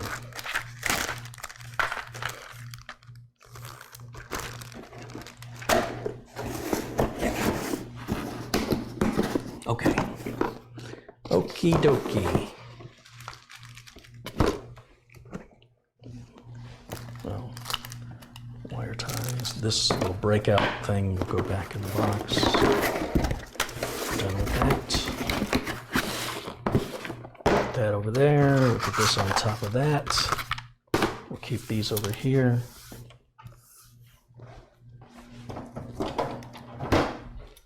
Okay, guys.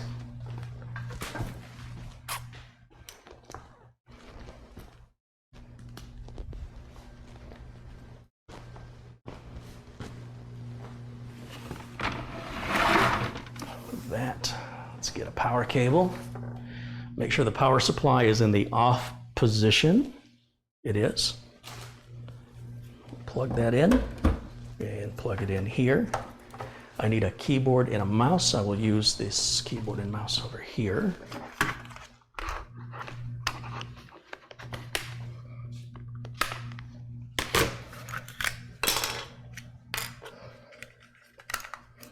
We'll just go right up here on the top. Switch is in the on position on the mouse. I did not hook up whatever this goes to. I'm going to guess it's fans. I don't see any LED, but maybe there's some LEDs in there I don't see.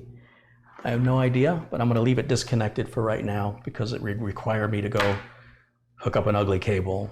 But when I go to hook up the power supply, the power cable and the power supply will be very close together, so it'll be a very easy single cable to run from the power supply to the hard drive and to the, I'm guessing these are the fans. And I got to hook up to the capture card so we can use your monitor at home will be my monitor. Can't fake this, ladies and gentlemen. Well, I suppose you could, but it'd be a lot of effort. And so I'm going to hook up this HDMI cable, and we'll go right back here from the back of the motherboard. Remember, you don't want to use this HDMI port if you've got a graphics card down here. You'll have two places to plug a monitor in. If you plug in up here, you're going to say, why do my frames per second suck? Because you plugged into the wrong video card. You'd be surprised how often that happens on a new system delivery.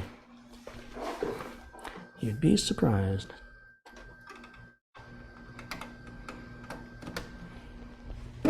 Okay, I think we're ready. We only hook up the bare minimums on a first power on test because if anything doesn't work, we want to minimize what the culprits could be. So we're not hooking up any internet access, no printers, no flash drives, just a very basic minimum of what we need. Keyboard, mouse, power, video, that's it. Are we ready? And before I fire this up, let me just see what I've missed in the chat because I've been pretty preoccupied here.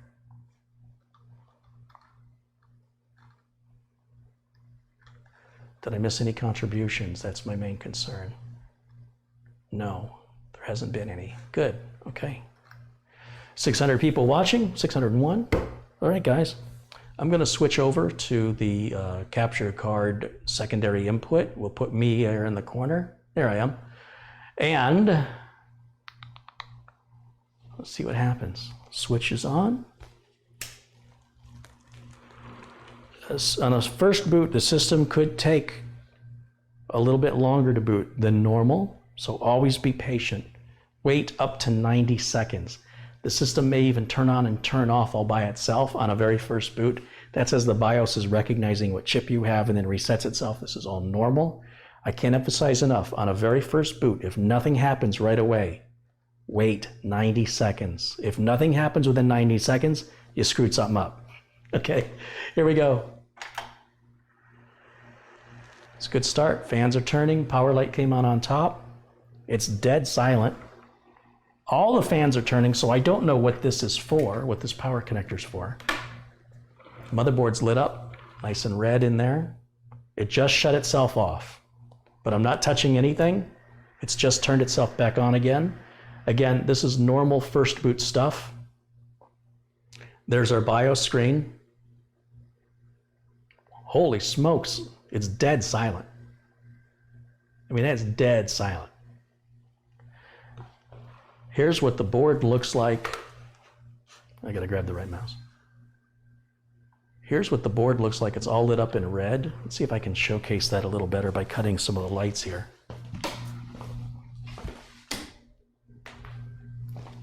Not quite sure how well that's gonna appear. Lots of red.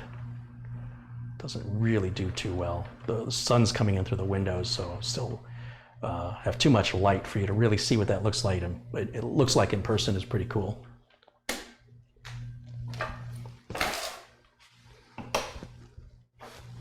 Now, what BIOS version do I have? Let's take a look.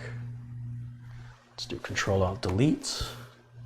And this time we'll hit Delete to go into the BIOS. So we are running BIOS version what? It's probably behind my picture.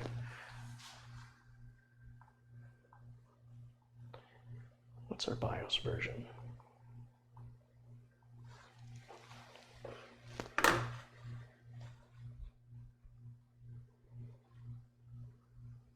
There's the memory, the voltage, the BIOS version's not there. That's the date, and the time is off, but that's okay. We can do the Smart Fan 5 settings. Wonder what they're at right now. They're just on normal. If it's that quiet at normal, wow. I don't want to make any changes because I think we're going to be updating the BIOS. So let's just take a look and see what version of BIOS I have. BIOS. It sees the Samsung 970 chip. All of this is fine.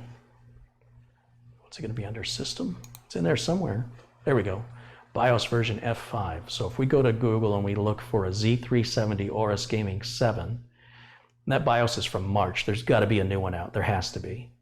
So let's take a look at that real quick. I'm going to just open up my browser. You guys aren't going to be able to see this, but I'm just going to type in Z370 Aorus Gaming 7 BIOS. And we'll go to the Gigabyte website is the first link. Click on support.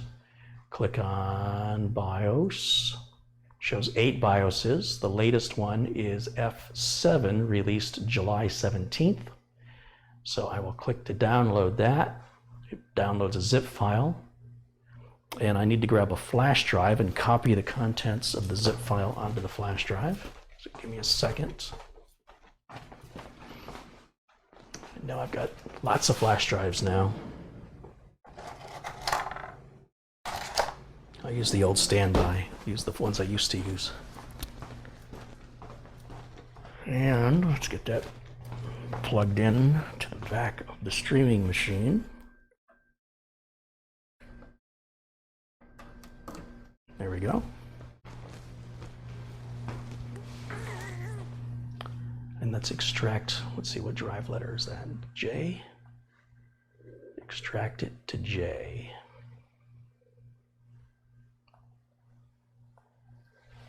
Okay. There's really only, the big file is the only one we need, but rather than just picking the big file out of the zip, I'll just take the whole thing. Which is fine. You get like an autoexec bat, eflash.exe. What I really want is the BIOS file itself, but I'm going to format the flash drive when I'm done anyway, or at least delete the contents. So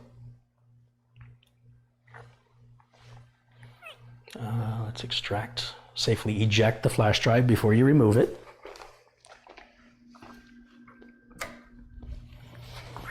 I don't even think I need to reboot the system. Let me be cocky and try this. Let's just plug it in up here.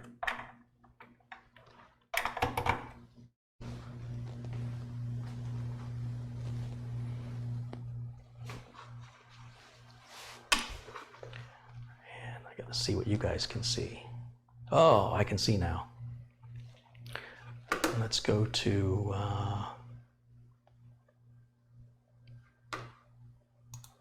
where is it? Is it down here? Should be like a Q flash right there. Q flash. Update the BIOS.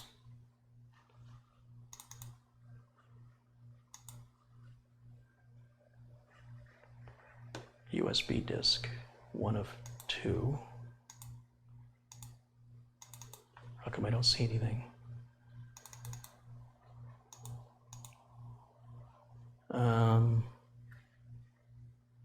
It's not showing up here. Let me unplug it from here and move it to the back. Any USB port in the back should be fine. I might have to reboot for it to see it.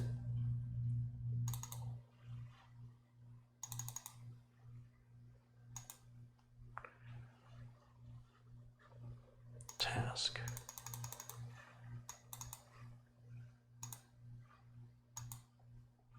Update BIOS.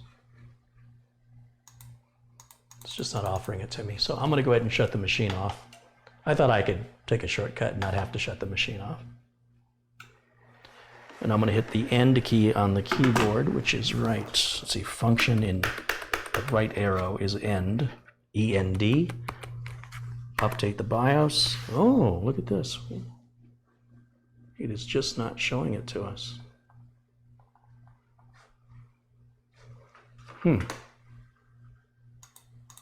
Oh, wait a minute. USB disk 2. There it is. That's it. We're updating. Just that easily.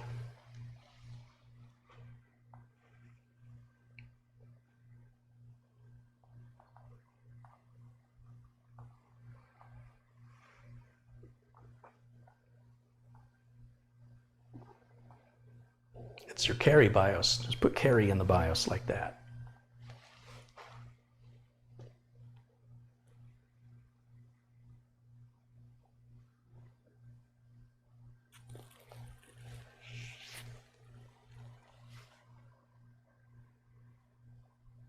This just takes a minute. You just want to make sure you don't have any power outage when this happens.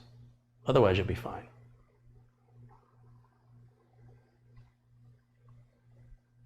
Still want to know what this power connector is for. What does this go to?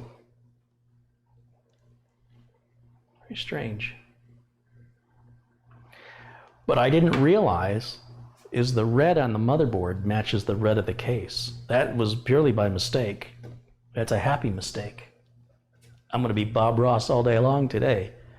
That matches beautifully. It's the same shade of red.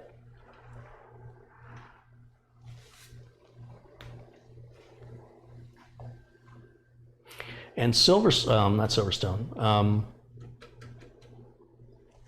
Seasonic makes a white power supply that would match this I/O shield. So when you turned around on the back, it would continue on with the white back here. I don't know why that would matter, but just so you know, it's available.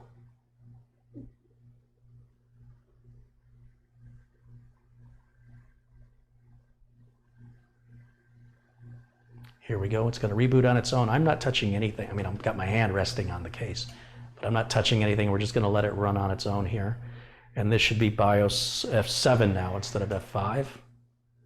You'll see it just shut itself off. Again, that's normal on a first-time boot. Anytime you do a BIOS update, the first-time boot is always going to be, like I say, a bit longer and a little weird.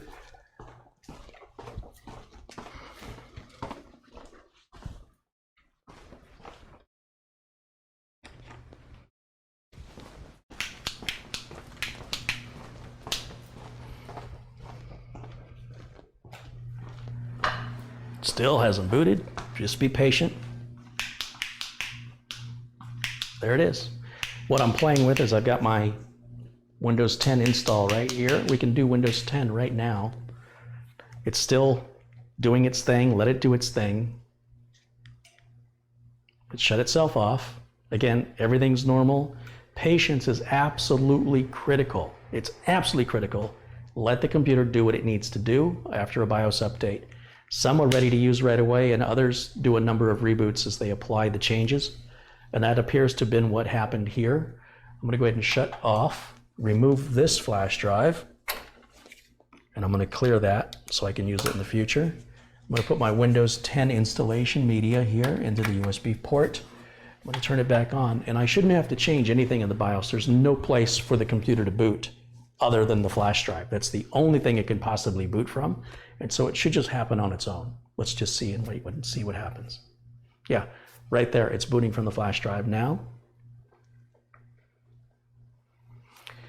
And we're gonna do English and install now.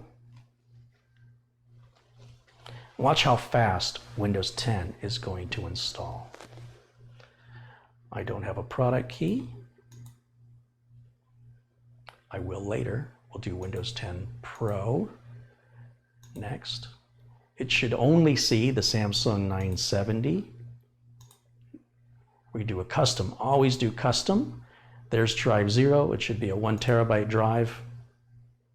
And that's our Samsung 970. And hit next. And now Windows is going to automatically partition and format and install Windows onto that Samsung 970, which is under that heat shield down there, if you recall. I guess we can go up here. And watch how fast Windows 10 is going to install. Anybody timing this?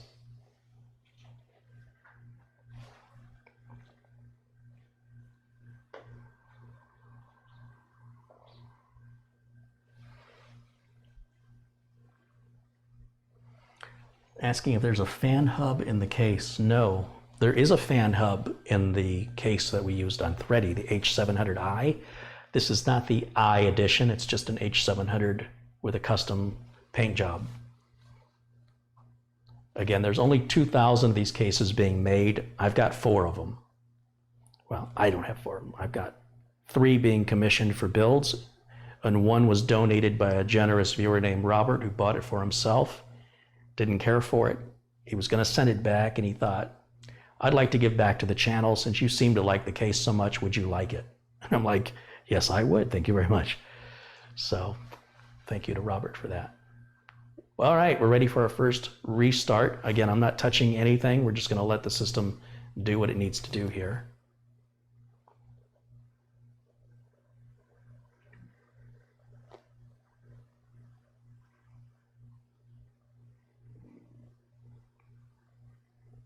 Now it should boot automatically from the 970, again, without any changes to the BIOS, just leaving it alone.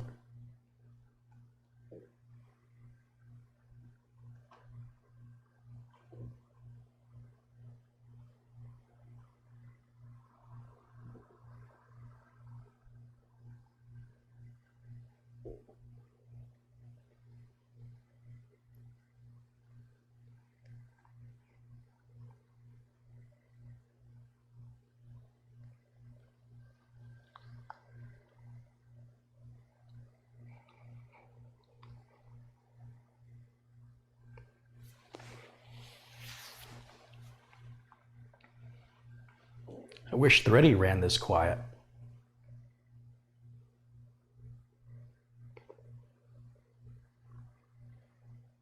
We're going to reboot again, apparently. And I'm not touching a thing. You can see here in the corner where I am, I'm not touching anything. Let the system do what it needs to do and leave it alone. Stop picking at it or it's not going to heal.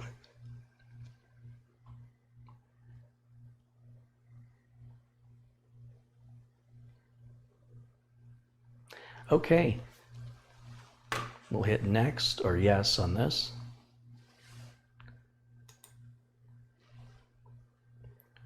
US, skip the keyboard layout. I'm not going to do the... So here's what happens. If you hook up the internet right now, it's going to want you to sign in with a Microsoft account. And you can still sign in with an offline account. You got to find the little text in the corner that's kind of hidden. And then it says, you really should, are you sure? You really should sign in with a Microsoft. It's a better experience if you sign in with a Microsoft. Say, just leave me alone and let me sign in with you. It's a hassle. So if you never have the Ethernet hooked up, or if you're not hooked up at all to the network, all you have to do is hit skip for now, and it just defaults to the offline account without harassing you to have an online Microsoft account. Now, if you like having an online Microsoft account, that's great. It backs up your stuff for you. It makes transitioning from one computer to the next easier. Me personally, I don't like it. This computer is going to Rodney, so we're going to type in Rodney, just like there. I can't read what I wrote. Did I typo? Does it look right? It looks right. Hit next. No password. No Cortana. Rodney can turn this back on if he wants to, and I'm going to turn all of these settings to the off position for privacy reasons, but again, these can all be turned back on at any point.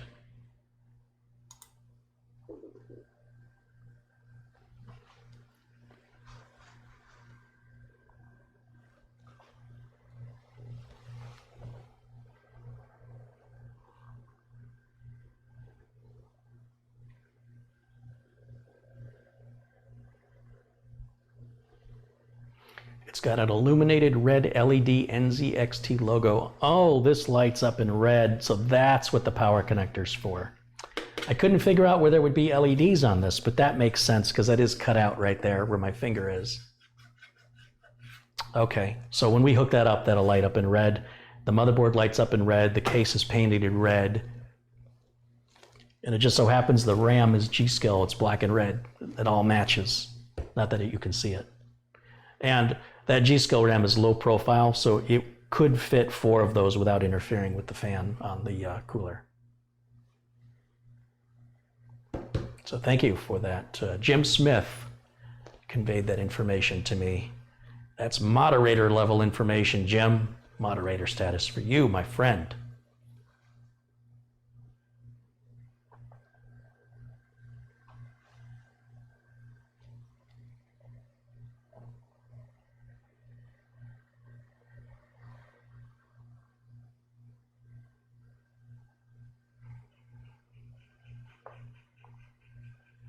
And there we are, there's the desktop. Nice. Now I suppose I could plug into the network and download updates, but I think I'm gonna go ahead and wrap it up. It's a little after 5. I try and end my podcast. I've been trying to stop at 5. This is when the dog's dinner time is, and it's a good time to wrap it up. At this point, I will download updates. I need to contact Rodney about the DVD drive. I still need to order Rodney's RAM. But at least now I can throw all these other boxes out and it cleans up a little bit of space on my house for other stuff. And that's the build. There's 1 out of 4, almost done. Cable management is going to be so easy on this. So easy. It's one of the things I really like about the NZXT case is just how easy the cable management is on it. And that's the build. I hope you guys enjoyed it. And of course, once I get it completed, and we'll come back to this when I put the covers back on it and see the final thing before it ships to Australia. That was a pretty fast build, and it's a high-end build. Rodney's got about $3,300 US dollars into this, but $200 of that is the keyboard and mouse. So, and then $100 is Windows. So it's really a $3,000 rig all day long, and he's got a limited edition processor in a limited edition case. Now that doesn't add a whole lot of real street value, but what he's got is something that is eye-catching, and it's unlikely he's going to run into anybody else in Australia or Tasmania especially who's going to have a computer like this. It's very unique, it's fast, it's going to be very reliable, easy to work on, it's going to run nice and cool, and it's silent, it's dead quiet. What else do you want? All right, guys, thank you so much for joining me today. Thanks to my moderators for keeping it civil in the chat. Everybody who contributed through the stream, thank you so much for doing that. People who participated in the chat and were kind to one another, thank you for that as well.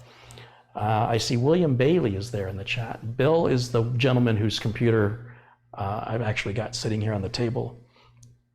We had I made a mistake and I forgot to bill him for the motherboard. And I just needed to hear back from him because he also wanted that other ADATA 1 terabyte SSD, and I wanted to make sure he still wanted that. So I've got to finish the cable management, get the SSD installed, and throw the covers on it, and I get that out to Bill. So I'm shooting for before the end of the week. It should only take me an hour and a half or so to get that wrapped up. So good to see you in there, Bill. And of course, to all my moderators, thank you so much for like I say, keeping everything civil. And thanks to everybody who's been watching live. I will try and see you all again tomorrow. Busy day tomorrow, but I think I will be live tomorrow. I try to start about 1 o'clock Pacific time. Sometimes I start earlier, sometimes I start later, but that's the time I'm always aiming for. And I'll see you all again very, very soon. Until then, bye for now.